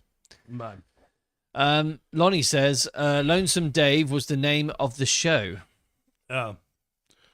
Yeah, I don't. Lonesome Dove. Lonesome Dove. Sounds interesting. Yeah, because he probably got cancelled. Yeah, with a name like that. But anyway, so Shawn, even though this might have been a work between the two with what happened at the end of WrestleMania 12, who knows? We'll never know. But Bret goes off and does his TV show. Shawn is then the champion, leading all the way up until Survivor Series in 1996. Yeah. He faces the likes of Diesel, the British Bulldog. International Incident, he faces... It's in a tag match, isn't he? Yeah, he's in a 6-man, yeah. Yeah, then it's Vader, then it's Mankind. And then we get to Psycho Sid. Yeah. Here's the thing, right?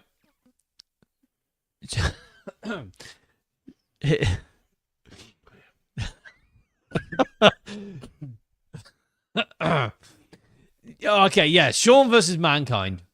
That is one of my favourite matches out of his whole title reign. But his title reign in 96, how would you rate Shawn's title reign in 96?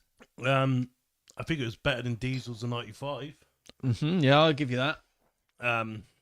Yeah, but again, like who he didn't have anyone else, did he? They had nobody. They had no one that was gonna, carry the company at 96. Yeah, I think he did okay. I don't see HBK as a world champion, Tommy says. Oh, that's an interesting thing you said there, then, Tommy. So, who would you have made champion in 96 then, watching it? Oh. Dougie, you're going to get yourself in trouble in a minute, young man. Who would you have put the belt on in 96 on, Tommy? Yeah. Mr. Perfect would have carried the company because he was absolutely perfect. Yeah, but he was injured in 96, wasn't he? Yeah, I believe so. Knee injury. Doing commentary. Yeah. Yeah. And then they wouldn't let him back in the ring, and then he went over to WCW. Yeah. Yeah. He did okay in WCW, to be fair. He just never was the world champion, yeah. Sid, Undertaker, anyone but Shawn. Yeah, Sid wasn't a draw, though. Undertaker, maybe, but... Yeah, but the Undertaker was too busy trying to build up Mick Foley in 96 to try and elevate him, which bloody worked. Because if Undertaker didn't elevate Mick Foley in 96, then who knows what would happen in the Monday Night Wars in 99 when Mankind won the championship. So Tommy seems to think that Sid, especially in 1996, was a draw. Well, yeah, but the thing is, Sid missed 7 months in 96 anyway. He didn't come back to like July. And it would have been too soon. I can see where he's coming from. I think if Sid was there throughout most of 96 and just built his way up like he did, I think it would have been like, okay, yeah, it's time to put the belt on him. Maybe even sooner than Survivor Series. Yeah. That's just me. May says, is that really what happened? WWF wouldn't let him wrestle again. I know he had that feud with Luger in 94 or so, and he was injured and he missed all of 1995. Yeah, so he had the feud with Luger in 93, and then he screwed Luger over on the opener at WrestleMania 10 with Yoko and Luger. And yeah, nothing really become of that, did it? Interesting. Yeah, I agree with that one, Tommy. I feel like Vader would have been a good one in 96. Yeah, Vader would have been good. Let me just try and catch up with a few of these comments. May says, you could have put the title on Taker instead of HBK at WrestleMania 12 and had Shawn wrestle Diesel as Diesel's last big match. Interesting. I like that. Yeah. Vader was a monster everywhere, but WWF because of how they booked him. Who said that? Sorry, who said that last question before that? May. Well, they did do Bret and Undertaker at Royal Rumble, 96. Yeah, it was okay. Survivor Series 97 was much better. Yeah. SummerSlam 97. Yeah, sorry, yeah. Yeah. Now, that was really good. Mr. Quake says the new generation era is underrated. I agree there. Yeah, it is. Bret was IC Tag Team and W Champion, I mean. He certainly was, young man. SummerSlam 97 was awesome. I like SummerSlam 97. It's a good show. Yeah. Mr. Quake says Vader is heavyweight that flies like a cruiserweight. He was very good.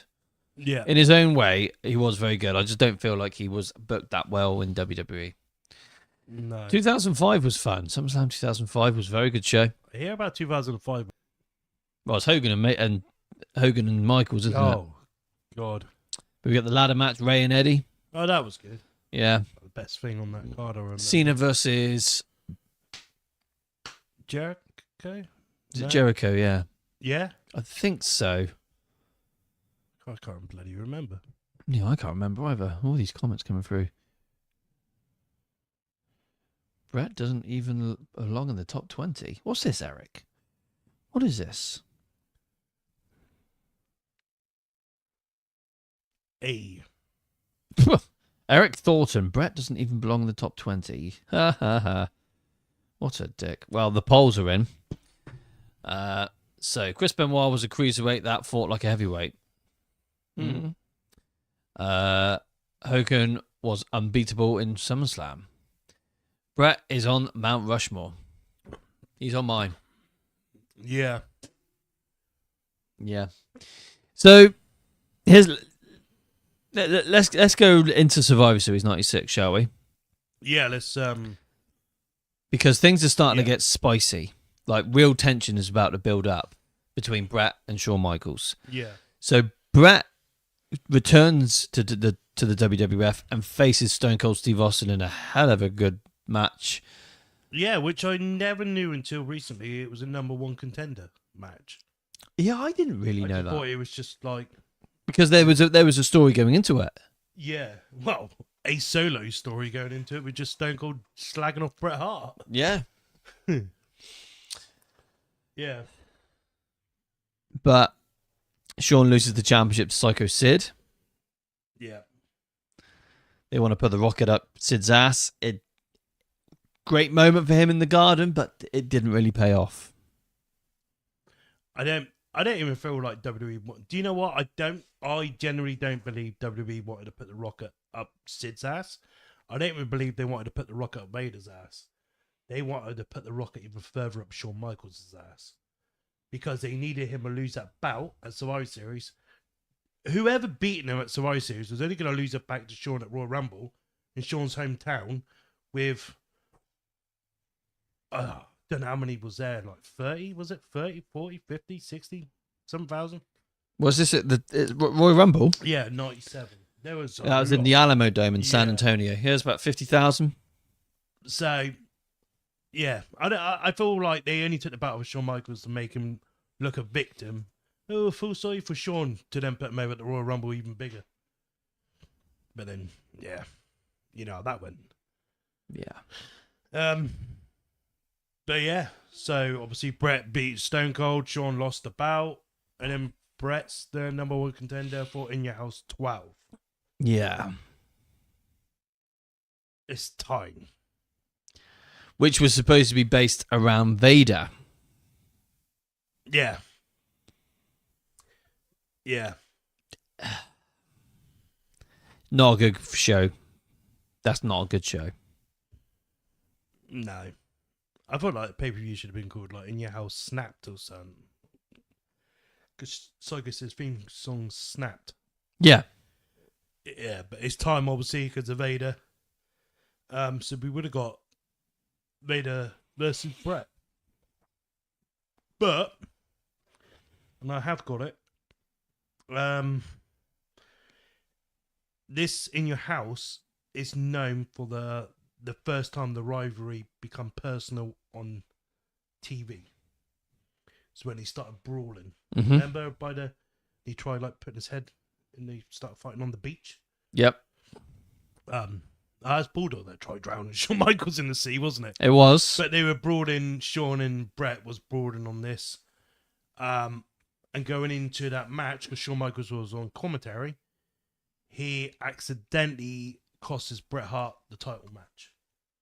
Yes, I remember. So this In Your House, as bad as this In Your House is, this is where it started on TV that their feud tipped off. And here's the thing.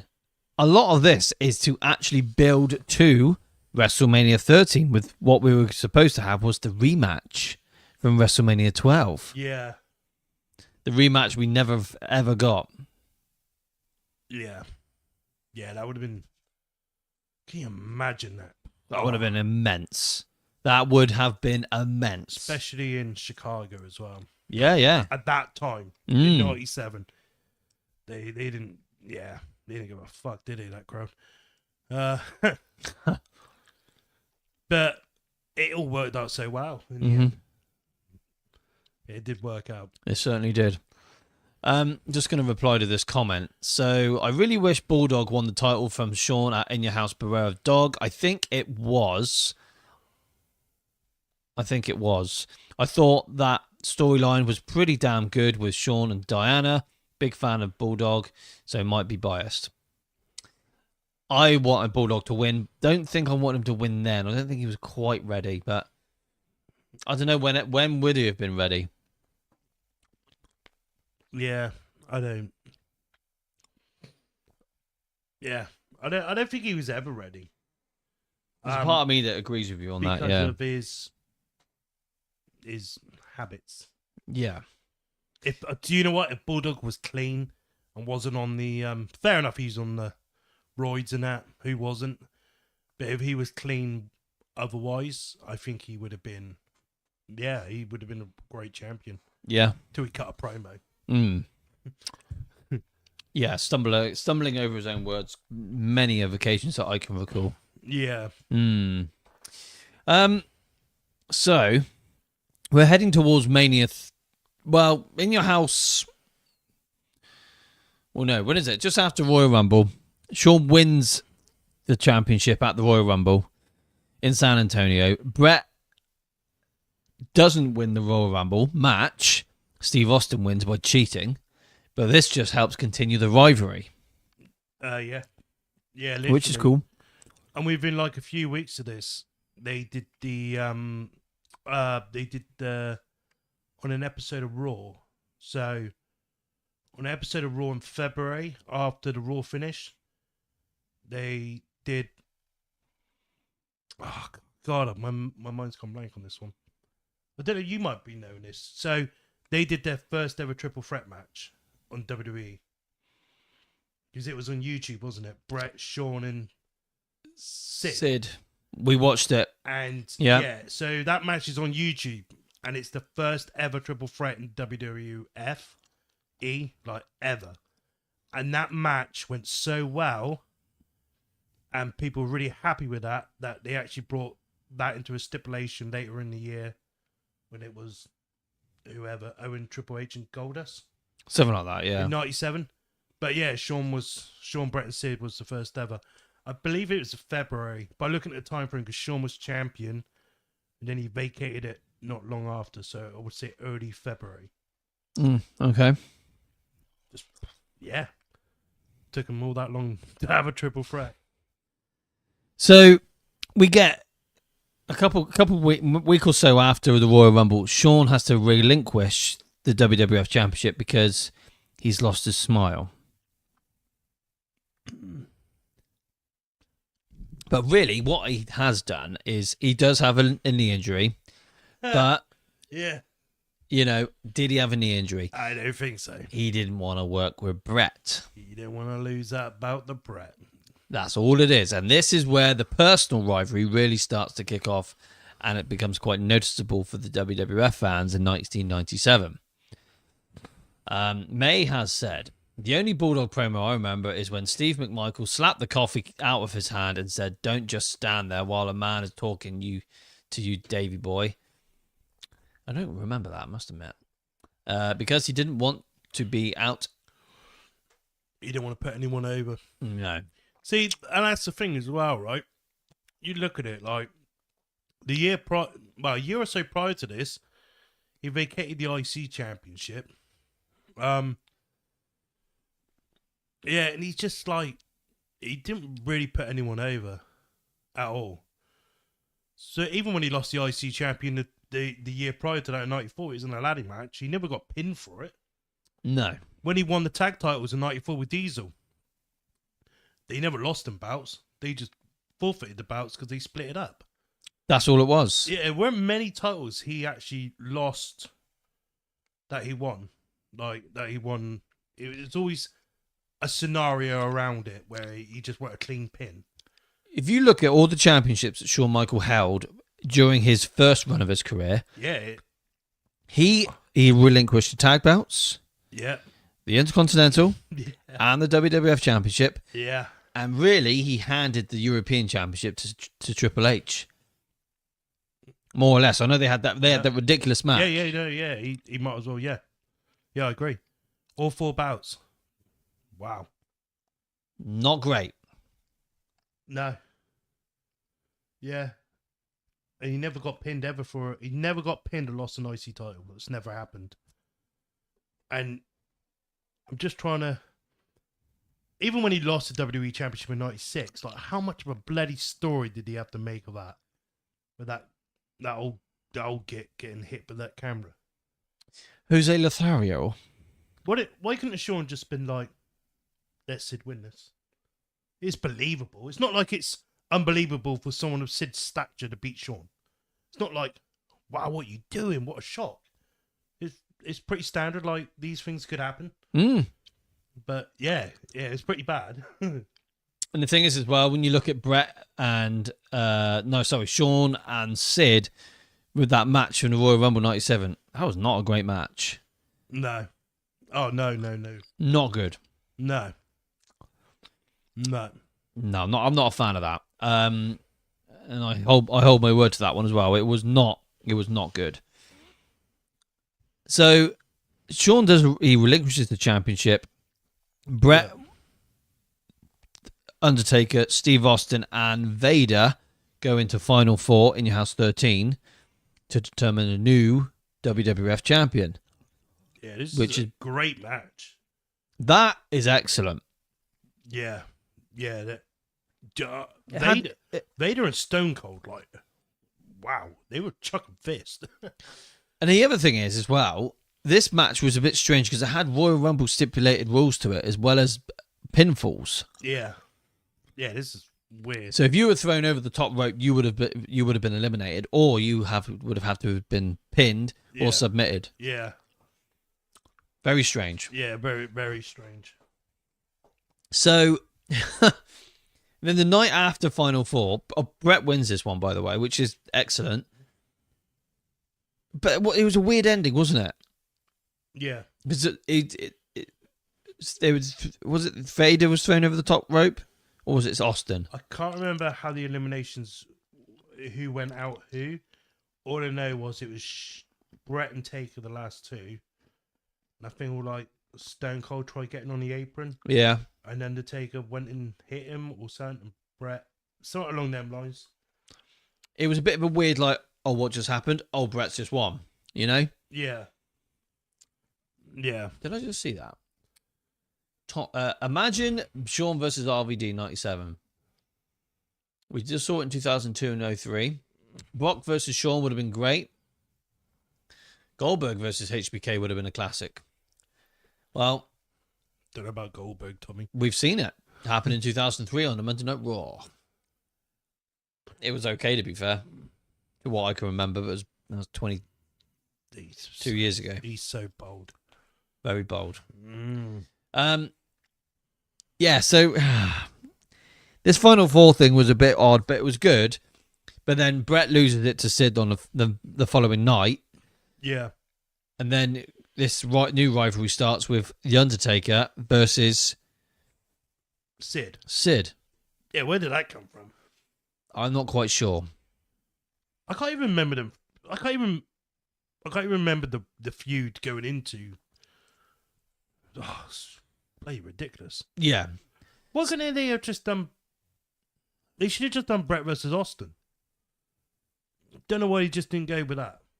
I think if we had Bret versus Austin at WrestleMania for the main event WWF title, Yeah. if we had that match, which we did have at WrestleMania 13, but as the main event, that would have been what a way to win WrestleMania. Yeah, because they weren't ready to put the belt onto Austin at that time. But it's not like he won at WrestleMania 13 anyway. What if he did win at WrestleMania 13? He wasn't ready. No. No, because he went in as a heel. He wasn't ready at that point. No, I see. But I reckon him and Bret should have been the main event. And I think it should have been for the championship. They had the great story from, whenever Austin went off on one. Here's the thing, right? If we had that as the main event, but Bret won and carried on throughout 97. Yeah. Which he should have done. And if we got Bret versus Austin number 2 at WrestleMania 14, and then it went the other way. Yeah. What a way to go on with that. Yeah. And they would have gone into 14 as Bret being the heel, Austin being the face. But then Bret would have turned face at WrestleMania 14. Yeah. Yeah, I would have put him. Maybe he could have gone either way with that. I'm just trying. What was DX in '98? They were face or heels? They were heels up until after Mania 14, where they slowly become baby faces. Not straight away. Probably wasn't until May. But they were doing a lot of babyface antics, like they drove. Okay, I would have kept Bret heel in '98. Okay. I would have kept him heel. Yeah. Made him the biggest heel. But here's the thing: Survivor Series '97. I know we've gone a little bit ahead, but we'll come back in a sec. Survivor Series '97. You have actually got two heels going against each other. Yeah, but I think they got over it to the location. That's all it is. Or that's how they got over it. And to be fair, Bret never once went heel. He just turned against the Americans. That's right. Europe, he was never heel to us. He loved us. Yeah. And a real underrated Bret Hart match is him and Taker at One Night Only. One Night Only is quite an underrated event to a degree, I would say. Bret versus Taker was very good. Bret and Taker and Owen and Vader. Them two matches are worth a watch. Yeah. To be fair, Shawn and Bulldog's very good. Yeah. Bit uncomfortable with some because of the sister situation. Yeah. We've been to her grave, mate. No. Yeah. Shit, we have. Yeah. Oh wow. We have been to the British Bulldog's gravestone, and we've been to his sister Tracy's gravestone. Yeah. That's so random. I did my research and found out where that graveyard was. You did? Yeah, I did. And then a bloke did it. It was a YouTube thing, wasn't it? YouTube, and I managed to find the location and went Google Maps. and found out everything was. I'm trying to find out as well where exactly Dynamite Kids to, because that's something I would like to go see. Can't be that far, but then I heard he could be possibly cremated. Not sure. Not sure, but well, we went to For the Love of Wrestling in 2023, and we left the hotel. Yeah. Maybe 9:30 in the morning on the Monday, and then we drove to Goulburn. Yeah. And then we found the cemetery Mm. and went to his grave. Yeah. Yeah, it was pretty mad. That was. I needed a moment to process that. Yeah. Yeah. Yeah. Unreal. Yeah, if I was in America, but like I know America's a huge place, but I would. I mean, some people think it's really morbid to go to the graves, but it's not so much going there, taking a selfie, and just it also go there just to show respect to the person as well. You know. I agree. You know, they're a massive part of our lives as well. We don't know them on a personal note, but in my mind, I feel like I know them on a personal note as well, because they basically massive part of my childhood and adult years. You know, if I lived in America, like people like Owen Hart, well, Canada even, Owen Hart, and then you got people like Eddie Grove, Bray Wyatt, like their graves, you would want to go pay respects to. Yeah. And Bulldog just happened to be like not overly far away from where we were, so yeah, I'm glad we done it. Definitely.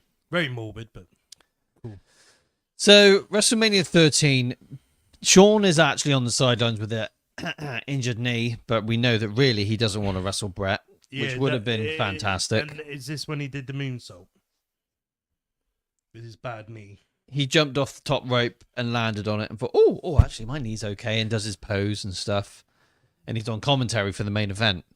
Why? Shawn, Why? Bret comes out and gives him some verbal abuse down the microphone because of his pussyfoot foot injury. Why is he got to be on commentary for the main event? That's just ridiculous. And he's not very good on commentary. No, he did in House 12 as well. Mm. He was commentating for that. So we get Bret versus Austin at WrestleMania 13, which will always go down as one of the greatest matches in WrestleMania history. Very, very good. Yeah.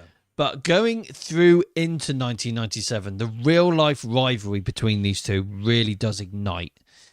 Now, there's one other particular individual in this triangle of people that seem to come in between Bret and Shawn. Yeah. And it's not Vince McMahon. No. Sonny.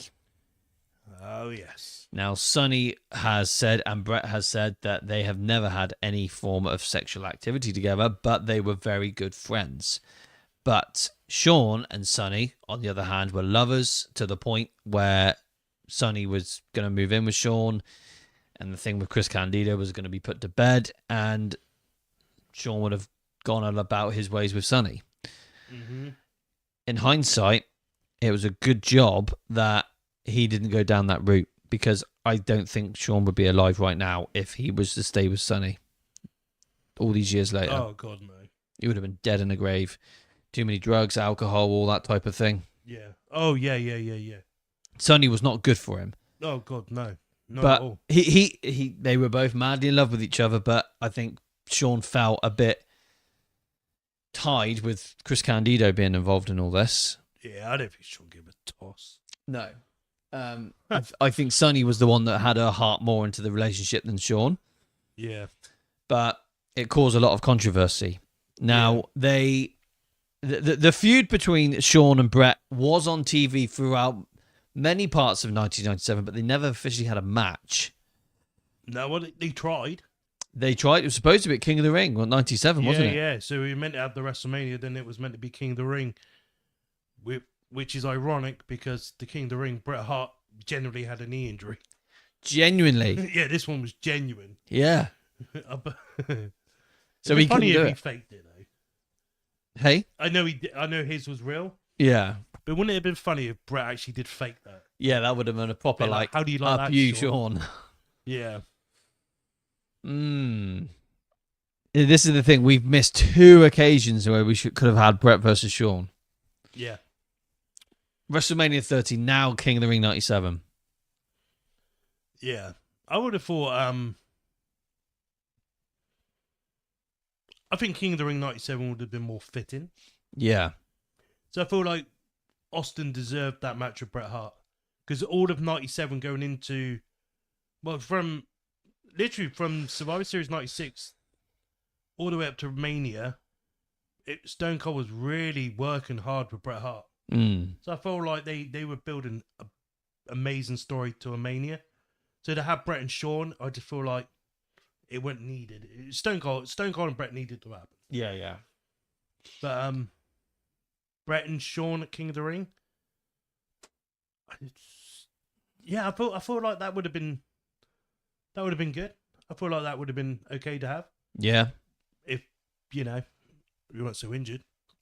May says, Bret and Shawn's on-screen rivalry was some good-ass TV, though. Still remember DX trying to convince the nation that the Hart Foundation were racist and they used the gamer word. I remember that very well. Yeah, 1997 is a very quirky, interesting, and diverse year. Yeah. Because you can tell that we're coming out of this new generation era, going into the Attitude Era, and it's very early stages of how they're trying to put the pieces together to get where they want to go in the new direction that they do go in. But I do feel Shawn and Bret had a huge part in creating the Attitude Era. Who? Shawn and Bret. Shawn and Bret. Well, to build to the... I think their real-life rivalry helped ignite where they wanted to go in the direction of where they did go. Yeah. You know? They had a huge part in that. Yeah. May says 97 is my personal favourite WWF year. It has a special place in my heart as well, May, for sure. I do like 97. Yeah, it's a very interesting year. Very interesting year. I'm not keen on 97. There's some cool things I did like, but I didn't like all this weird changes that was happening. I missed the old cartoon set. You missed the red, white, and blue. Yeah, it was always just changing up. Having the Titantron, having the ramp. The red ropes. I didn't like it. No, I can. It needed to move with times. Yeah, but I just weren't ready. I weren't ready for it. No. So here's the thing, right? We come out of King of the Ring 97, which Shawn ended up facing his own tag team championship partner, Steve Austin, which was a no contest. Yeah. Total flop. Yeah. Let me just see what May said here. I'm weird, though. I'm not a huge fan of the Attitude Era. I like the entertainment aspect, but I think overall the wrestling was the worst of its worst ever. Was the worst it ever was, yeah. And yeah, I do agree, Tez. I love the cartoony look, 93 to 96. Yeah. This is your new best friend, you know that. Yeah, this is the one I was talking to recently, wasn't it? Yeah. I think all the wrestling was the worst. I agree with everything you said. I think the only thing I disagree with what you've said so far is 97 being your a favorite WWF year. But that's your personal, so that's cool. Canadian Stampede in your house 16. Oh, God, yeah. Now, that was a highlight of 97. That was incredibly good. Canadian Stampede and Stone Cold, they were the two, and Bret Hart's Heel Run, they were the three best things to come out that year. Bret being Heel in 97 was gold. Yeah, I love that. Some of his best work ever.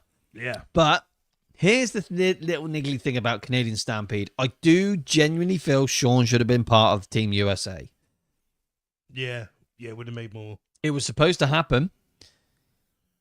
Yeah, so we spoke about this the other day. I know we did. We were supposed to have Psycho Sid on that team as well. Yeah.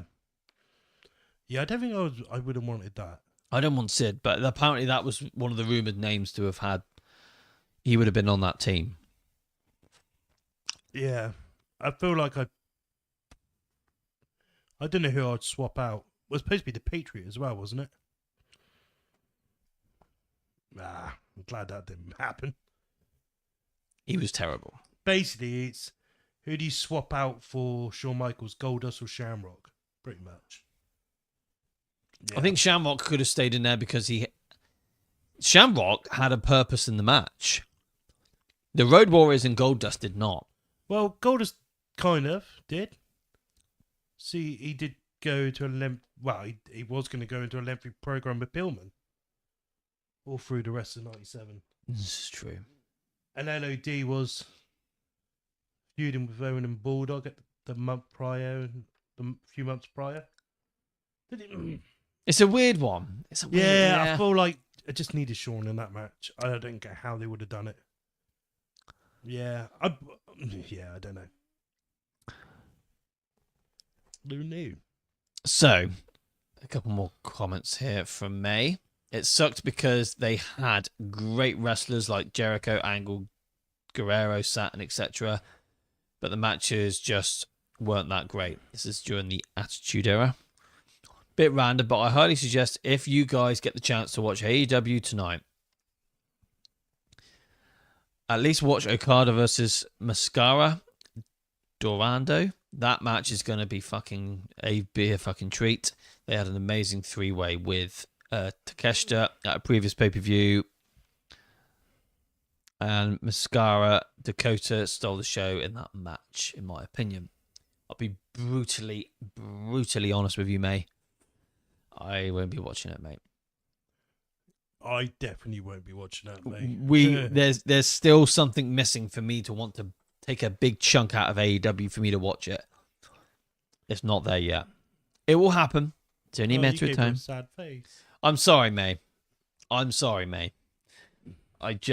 not an AEW mark. Yeah.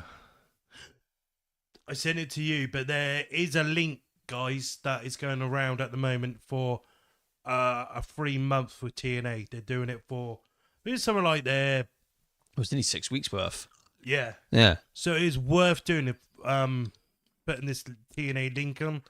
Get the app, get the link. You get TNA for over a month for free of charge, and their pay-per-view and all that old content as well. So it's definitely worth that. Rocco says, if you had to swap out both guys with someone who is similar to recreate an updated rivalry in today's roster,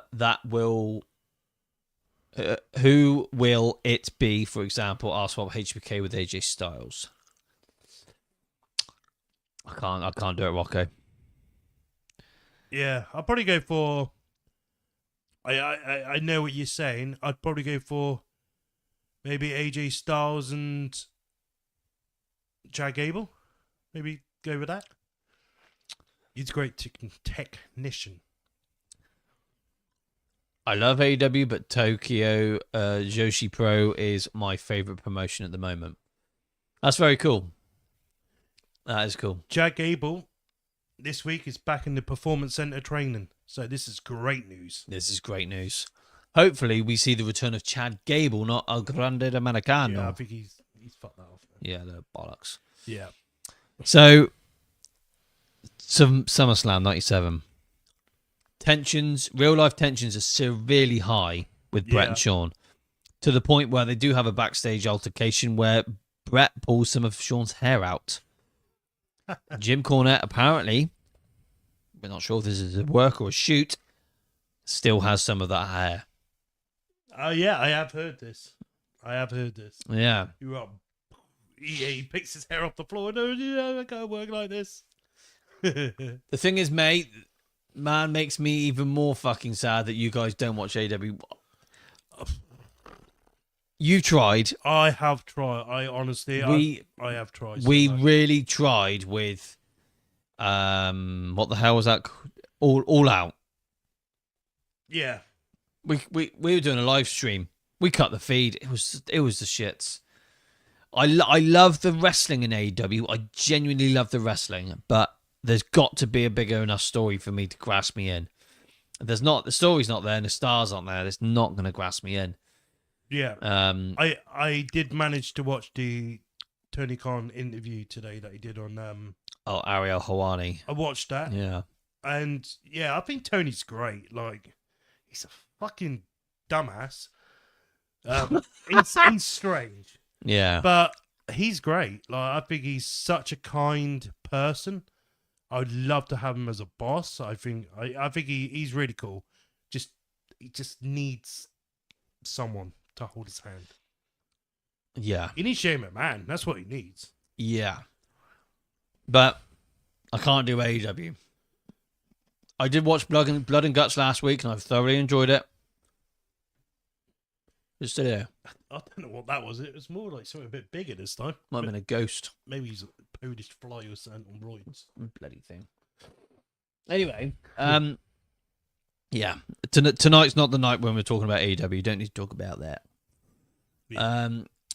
Oh, Tez, how was it meeting the never seen Mr. 17? Yeah, it was good, Rocco. Yeah, really good, mate. Awesome bloke. He's cool. May says they've given... this is AEW stuff again. So, all right, one more time just for you, May. They've given Shelton so many fucking banger matches. He's delivered every time, and the dude is 49. I met Shelton last year for the Love of Wrestling, a UK wrestling convention that we have in Manchester. Shelton is a hell of a nice guy. Great human being. There we go. So, let's move on, because this is all about Shawn and Bret tonight. SummerSlam. Yeah. So the backstage altercation where Bret pulls some of Shawn's hair out. Shawn then reports Bret to Vince and the board that he feels like he is working in unsafe working conditions. He's basically being a little bitch. Yep. And he wants to go down south to Atlanta, Georgia, and go work with his buddies. Yeah, didn't he have a picture or something taken of him with the Outsider t-shirt on as well? That's right. It's like, wow. And the thing is, as well, he did the little too sweet. We pulled his jacket back. Too sweet at WrestleMania 13. And then the Nitro after WrestleMania 13. Yeah. Kevin Nash says, right back at you, HBK. Yeah. Like, what would you... How would he have done WCW? I don't think he would have done too bad. He would have done better than Bret. Yeah, because it was the right time in 97. But in 98, it would have been the shits. He would have come back. He would not have had... Shawn would not have been in this position he's in now if he went to WCW. We would have seen him for the Love of Wrestling and probably met him 2 times by now. Yeah. I don't know, you know. No, I don't know because you got to think, if he went to WCW, right, in 98, he would have had his buddy Kevin Nash and Scott Hall look after him. And he would have gotten by just fine in 98. He would have had a good run. And then Vince would have brought the company. He would have took Shawn back. But then Shawn went to WCW, he'd probably be dead. Yeah. Because of drugs. Yeah. It's him getting that back injury that saved his life. Yeah. Pretty much. This is very true, May. Sean Waltman was over there too, wasn't he? So yeah, there would have been someone there. Rocco did say, did HBK and Hart deserve one last match inside the cell? I would have loved to have seen that. Yeah. Martin McBride has arrived. Oh, Martin's here, everyone. Check him out, Martin McBride. How you doing, buddy? Hello, boys. Just finished work, going home, so may not catch all of the stream. It's all good, Martin. Yeah, good. We still got a little bit to go, Martin. So we're gonna have to get the ball rolling because we are on a little bit of a slight curfew tonight, only because I got to be up super early. At what time? I'll go up at 5. Same. So, -1 tomorrow, by the way. Sorry? -1. What, all day? Tomorrow morning. Yeah, this is why I need to be up early. It was 3 degrees this morning. Yeah. You'd be cold. It's going to be cold. Cornette then picked up Shawn's hair and kept it in a bag. Pretty odd that. Yes, I did mention that rib shot. That's interesting. Remember people, subscribe, comments, and like, please. Martin is the man. Yeah. Thank you, Martin. Keep it going. We're like 6 away from 500. Yeah, we are. You know, it's only taken us like 2 years. 250 a year. Yeah. So, Oh man. So with SummerSlam 97, Yeah. Bret is the number one contender. Mm-hmm. And how did he gain that position? Who did he face on a Monday Night Raw? I have no idea. Can't remember how he gained that position. No.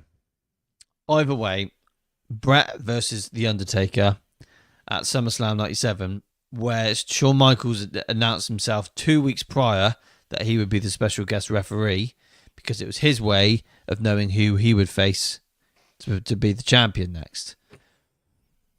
Anyway, didn't quite work out that way for How him does he get any spots? because he's the top dog. The Undertaker must be scratching his head now at this, being like, a WrestleMania match you were commentating, a SummerSlam match with the bloody ref. What's it going to be in Undertaker's next match? The ring announcer? Like, just Sean, just fuck off. Just go away. You don't need to be around this title. When you had the title, you cried like a bitch. Yeah. Now you want to be around the title. Fuck off. You flea. Martin says, do you want Jericho to go to WWE? I hope so. Oh, it's happening. It's happening. So with SummerSlam 97, Bret versus The Undertaker, absolutely fantastic. Yeah. Shawn has to call it right down the middle. Yeah. And Shawn does get involved in the match and hits The Undertaker with a steel chair, which was aimed at Bret because Bret gobbed in Shawn's face. Hack to That's where it come from. Yeah, hack to spit on that thing. And that's what he did. He's bang. So Shawn had to do it. 1, 2, 3. Yeah. Yeah. I mean, surely Undertaker must watch that back. When Undertaker went with Paul Bearer this time, was he? No. So Undertaker must have been sat on his leather couch at home and think, I'm going to rewatch our match back here and be like, oh, bloody hell, silly me. It was an accident. Shawn didn't mean to do that afterwards. Obviously, Undertaker never had a VTR player. No. So he probably thought Shawn done that on purpose because he was livid with Shawn. He probably found out many years later when it was on a DVD. Or when he got a network for $9.99. He didn't look like a person that would own a DVD player. What, The Undertaker? Nah. He's too busy making coffins. Yeah. But I reckon he got the WWE network. So What, in 2014? Yeah, he used to plug that a bit. Yeah. Rest in $9.99. Peace. So I reckon the first week he's got the WWE network on the go and put SummerSlam 97 on and be like, oh shit, my bad. God, all the shit I did to Shawn at Ground Zero, had in the cell. Royal Rumble 98, killed his back. 98 for about 4 years. Oh shit, my bad. Ended his career. Yeah. Ended his career. Yeah. I bet he feels terrible now. Yeah, I bet he does. But he's like, oh god, if only I knew that Bret played Hack 2 in his face. I would have never done that. Sorry, Unbelievable. Sorry, Shawn. So, we got to crack on here. So, really, it's from this point, Bret and Shawn, their rivalry just slightly separates. Yeah. But there's still a lot of tension backstage, huge amount of tension. So, Shawn is then facing The Undertaker at Ground Zero and then Bad Blood. Yeah. Ground Zero was the shits. Hell in a Cell was incredible. Yeah. But Bret... So the Hell in a Cell, he gains that number one contendership spot for the match at Survivor Series. Yeah. Yeah. Hell of a good match. Bret is going in as the WWF champion. Yeah. At Ground Zero, he faces the Patriot, which is the shits. And then at Bad Blood in Your House 18, Oh god. he's in a flag on a pole match, teaming with the British Bulldog versus Vader and the Patriot. Yeah. Kind of feel bad for Bret, really, at this point. Yeah, this weren't good, was it? And then we get to Survivor Series. This is the end. Yeah. The ultimate screw job. Now, this match, to start off with, was really, really good. Yeah, it looked... Yeah, it was quite... Let's go. Let's Yeah. do it. Yeah. Yeah, it started off good. Yeah, I'm actually looking forward to watching this Hopefully Sunday. Yeah, Sunday. I'm looking forward to watching this because I haven't really watched this match since. Yeah, I'm looking forward to watching it. I think this is the reason why we wanted to do this episode with Bret versus Shawn, the Bret versus Shawn rivalry, because this weekend we are doing the 97 live watch along, so of Survivor Series. For us, it's quite fitting. Yeah. I know we've already hit past the 28th anniversary of 97 Survivor Series, but Yeah. you know, these things happen. But we get this in, I mean, the Montreal Screwjob itself deserves an episode, which we'll probably cover that in maybe next year. Yeah. But everyone knows what happens with the Screwjob. It's a very eerie, strange day backstage, and Vince basically changes the decision of the match at all backstage with various other individuals where Bret doesn't know, and Bret is screwed because Bret is then going to WCW. Again, this is a whole other episode in itself, which we won't go directly into, but Bret blames Shawn for, well, obviously blames Vince as well, but blames Shawn that he played a huge part in what screwed him out of the WWF. Yeah. And to be fair, over time, Shawn admitted, yeah, I had a hand in what happened to Bret Hart at the Survivor Series in 1997. You know? Yeah. And he did. He held his hand up and says, yes, I did. But because of that, Shawn and Bret did not see eye to eye for many, many years after that event. No, it was a long time. So, I mean, that kind of ends the rivalry, really. But in 2006, Bret Hart was inducted into the WWE Hall of Fame, but he still was uncomfortable with seeing Shawn, knowing that he was there around, and didn't want to see him whatsoever. He mentally wasn't prepared for that, and I think the reason for this was Bret had had a stroke a couple of years prior to his Hall of Fame induction, and he felt quite vulnerable and being in uncomfortable situations because he was worried it could trigger another stroke. Yeah. That's the reason why he didn't appear at WrestleMania 22. Oh, wow. That would have been incredible if we were to see him come out at WrestleMania 22. Yeah. I wanted it, but Howard Finkel did say that Bret Hart felt uncomfortable appearing here tonight at WrestleMania 22. And here are the 2022, the 2000 and whatever it is. Did they legit announce that? They announced that, yeah. What, that Bret Hart felt uncomfortable? Yes. Wow. Mm. Why would they do that? I don't know. Why would they needed to do that? It's a shame because they're in the same building where we had that match with Steve Austin at Mania 13. Yeah. Wow. Yeah. Yeah, cool. Yeah, Chicago, wasn't it? Yeah. How's it going, Mick? Good to see you, buddy. Number one podcast in the business, eh? I don't know who Mick is. He keeps changing his name. Oh, okay. Yeah. He's been here a while. Good to see you, young man. Look after yourself. So in 2005 and 2006, Bret actually does sign an agreement with the WWE to make a DVD. Yeah. Which was cool. But the relationship is still unsteady up until 2009. Yeah. So in the new year of 2010, Yeah. Bret returns to the WWE, and it's that same night that Bret and Shawn reconcile. Yeah, on live TV. I cried. I was really emotional about that. Yeah. And it was a very memorable Monday Night Raw. Yeah. Yeah, I remember. I remember that day very well because I got up at 5 a.m. to watch it. Oh, wow.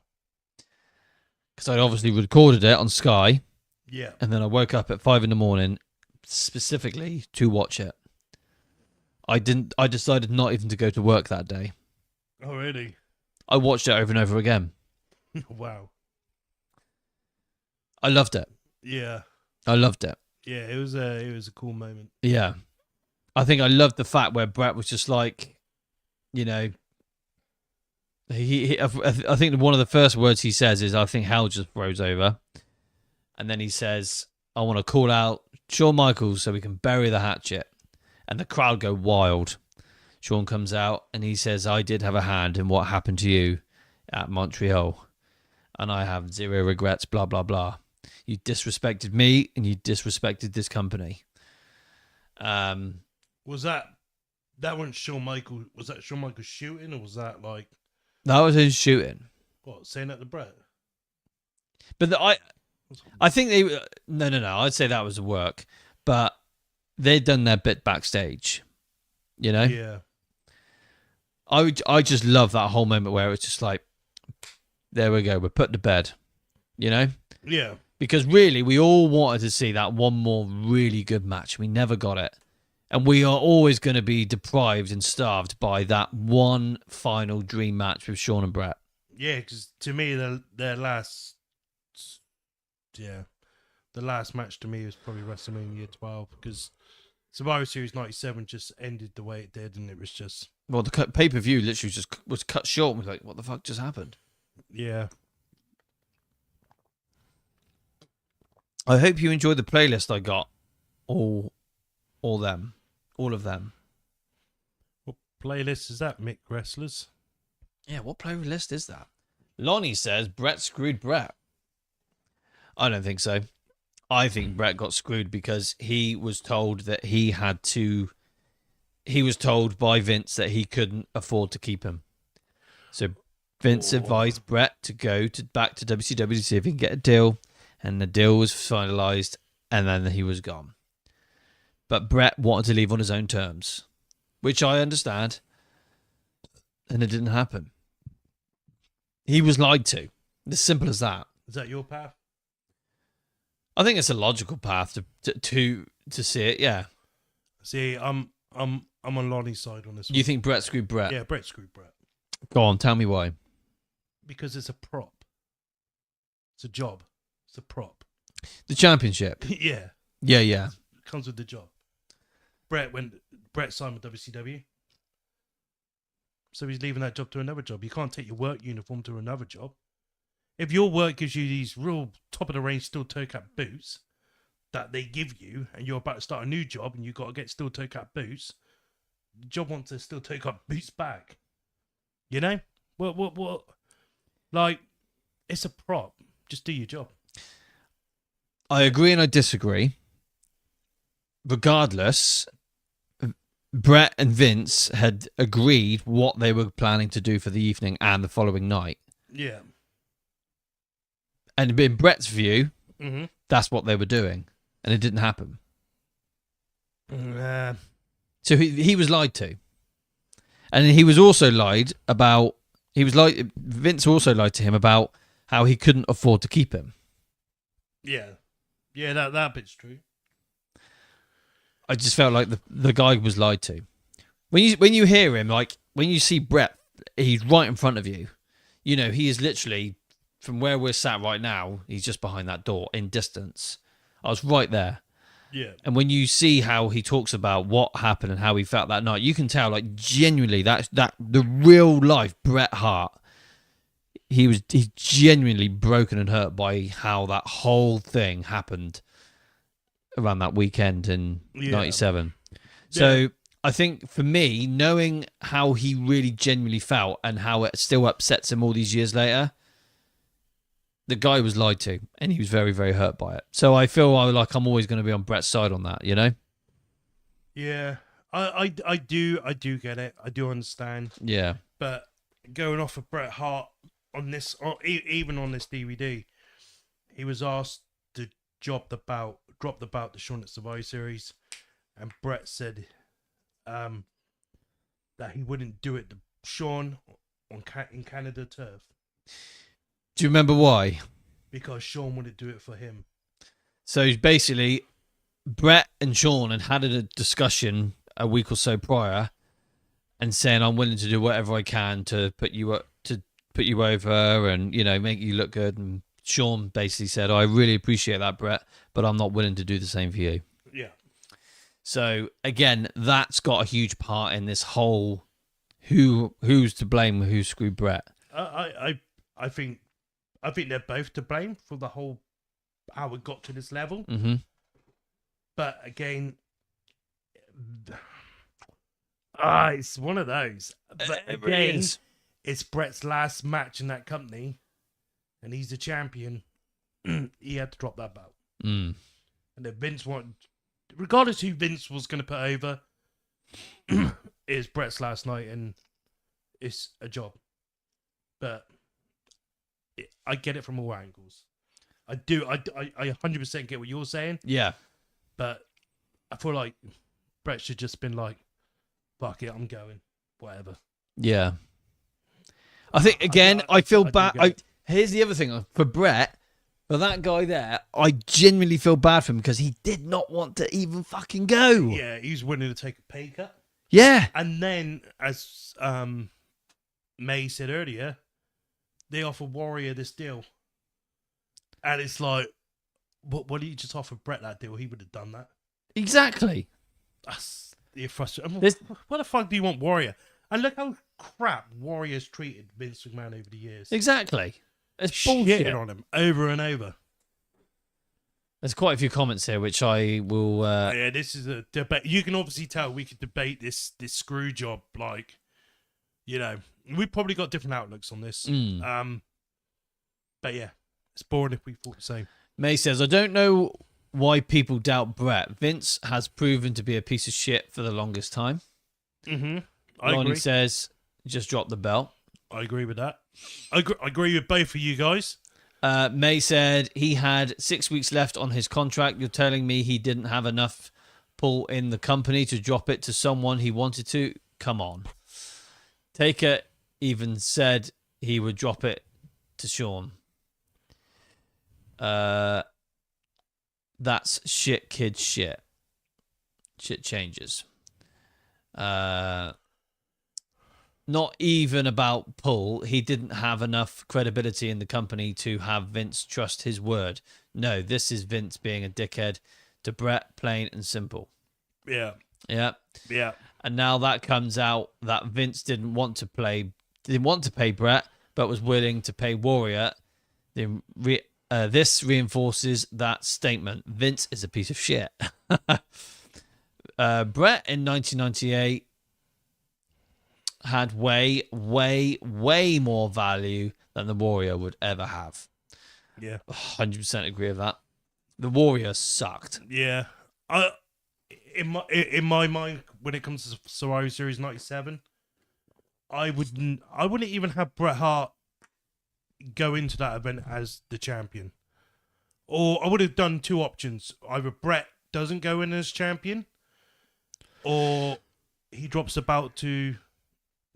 The perfect scenario is Bret drops the belt to The Undertaker at Survivor Series 97. Shawn Michaels wins it back at the Rumble in a casket match because of Kane. Done. We just saved all of this hassle. Yeah. Or are they only telling us what we think we want to hear? Is this a massive conspiracy? Are they all in it together? Is Bret in it with them? I mean, that theory's out there as well. If it is, it's still a hell of a work that's happening right now, 28 years later. And yeah. Is it the greatest work of all time and it's all right in front of us and we can't even see it? Who knows? Is Bret just putting an act on when he's crying in front of me talking about it? I don't know. Well, it worked out pretty well for them all. Yeah. Bret versus Taker would have been money just as much as Shawn versus Bret was. Yeah. Yeah. Yeah, exactly. That's what I'm saying, Tez. Vince could have done Bret versus Taker at 97 and Taker could drop it at 98 Rumble. And the thing is as well, mate, at 97 again, this was a year as well they was showing on TV and they started messing around with triple threat matches. So they could have just chucked The Undertaker into this match and make it a triple threat.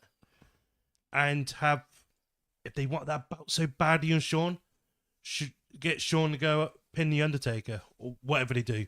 That way, Bret loses the belt, Shawn wins, but Undertaker takes the pin. Like, yeah, that would have been plan B. But yeah, just go for that method that we spoke about. So, Jimmy Jam Hawkins on Pro Wrestling World. Love that name. Jimmy Jam Hawkins. What is Jimmy Jam. up?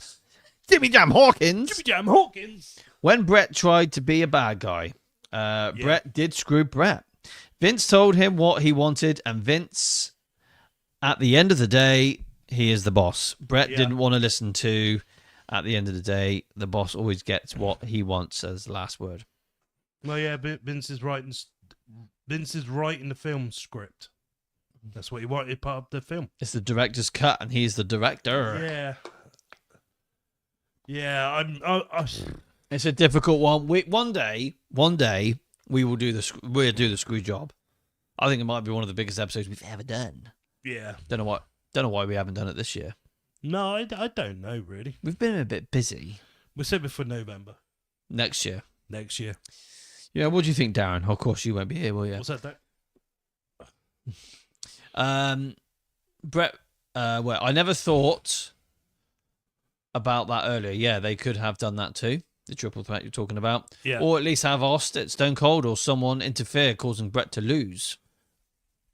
I probably wouldn't have gone that route. But anyway, the whole thing's put to bed by 2010. Yeah. And there we go. Yeah, and then this DVD, the Greatest Rivalry DVD, Comes out in, I think it's 2011, isn't it? I got it in 2011. It is, yeah, 2011. My most precious DVD. That's one of two of my most precious DVDs I've ever owned. This one. The other one is the Great Stars of the 90s. Superstars of the 90s, yeah. And this one. I love them. Yeah, this... Do you still have those DVDs or not? No. I don't have a DVD player anyway. I don't have a TV, actually. You don't have anything, mate, apart from a couple bags of clothes.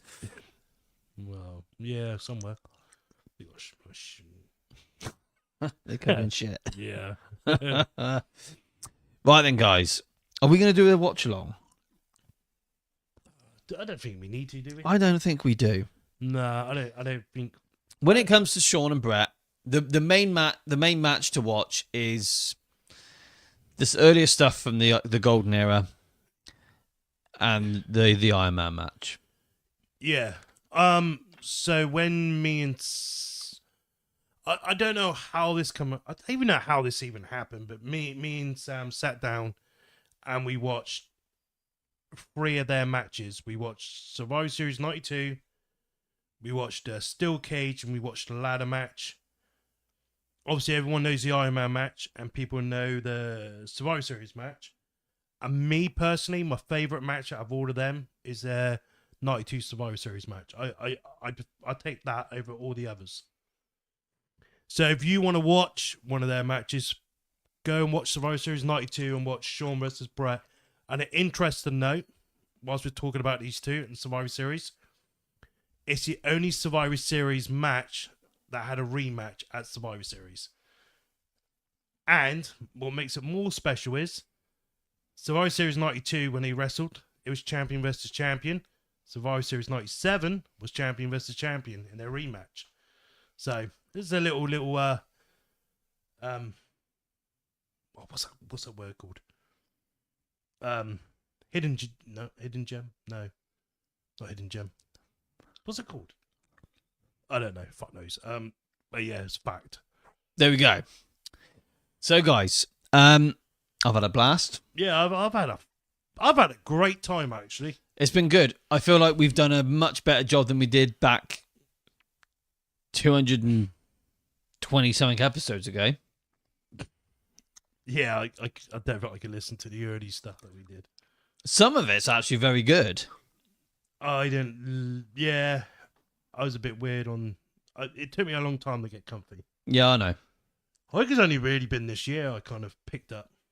Well, last year you were on fire, mate. Was I? Yeah. Yeah, I was. Yeah, getting used to it now. Yeah. I think we're doing all right. What's that? Oh no. What do you think, Dan? You don't give a fuck, do you? If anybody knows where our co-host DDC is with a bang, could you let us know? I'm gonna find that. I'm gonna fucking find something to stick there. It was a big hairy monkey or something. Yeah. Big old bushy beard. Big old hairy ass. Let's see if Jimmy Jam Hawkins has said any more on Pro Wrestling World. Yeah. Before we... Maybe Jimmy Jam Hawkins needs to come over to YouTube and help us get to 500. Yeah. Jimmy Jam Hawkins. That's what you need to do, guys. If you're on Pro Wrestling World, go right here. It says TDS Wrestling Show Podcast Pro Wrestling World. Go on there, follow, like, and subscribe to our YouTube channel, because don't forget, all the live streams on Facebook are deleted after 1 month. Everything that we've ever done is all on YouTube. So just jump on there, subscribe, and absolutely love this place. It is a very, very lovely place to be. There's a few little changes coming as well on the playlist, just to make it a little bit more interesting. Spicy. So when I've got some time, I will be doing that. I've still got lots to do. I need lots of... I've got a lot of episodes to upload to Spotify. A little bit behind on that. Yeah. So hopefully soon I will be able to do that. It's going to be some good shit coming your way. Yeah. I like your board, by the way. Yes, so we've got what we are... Our schedule is now in front of us. Yeah.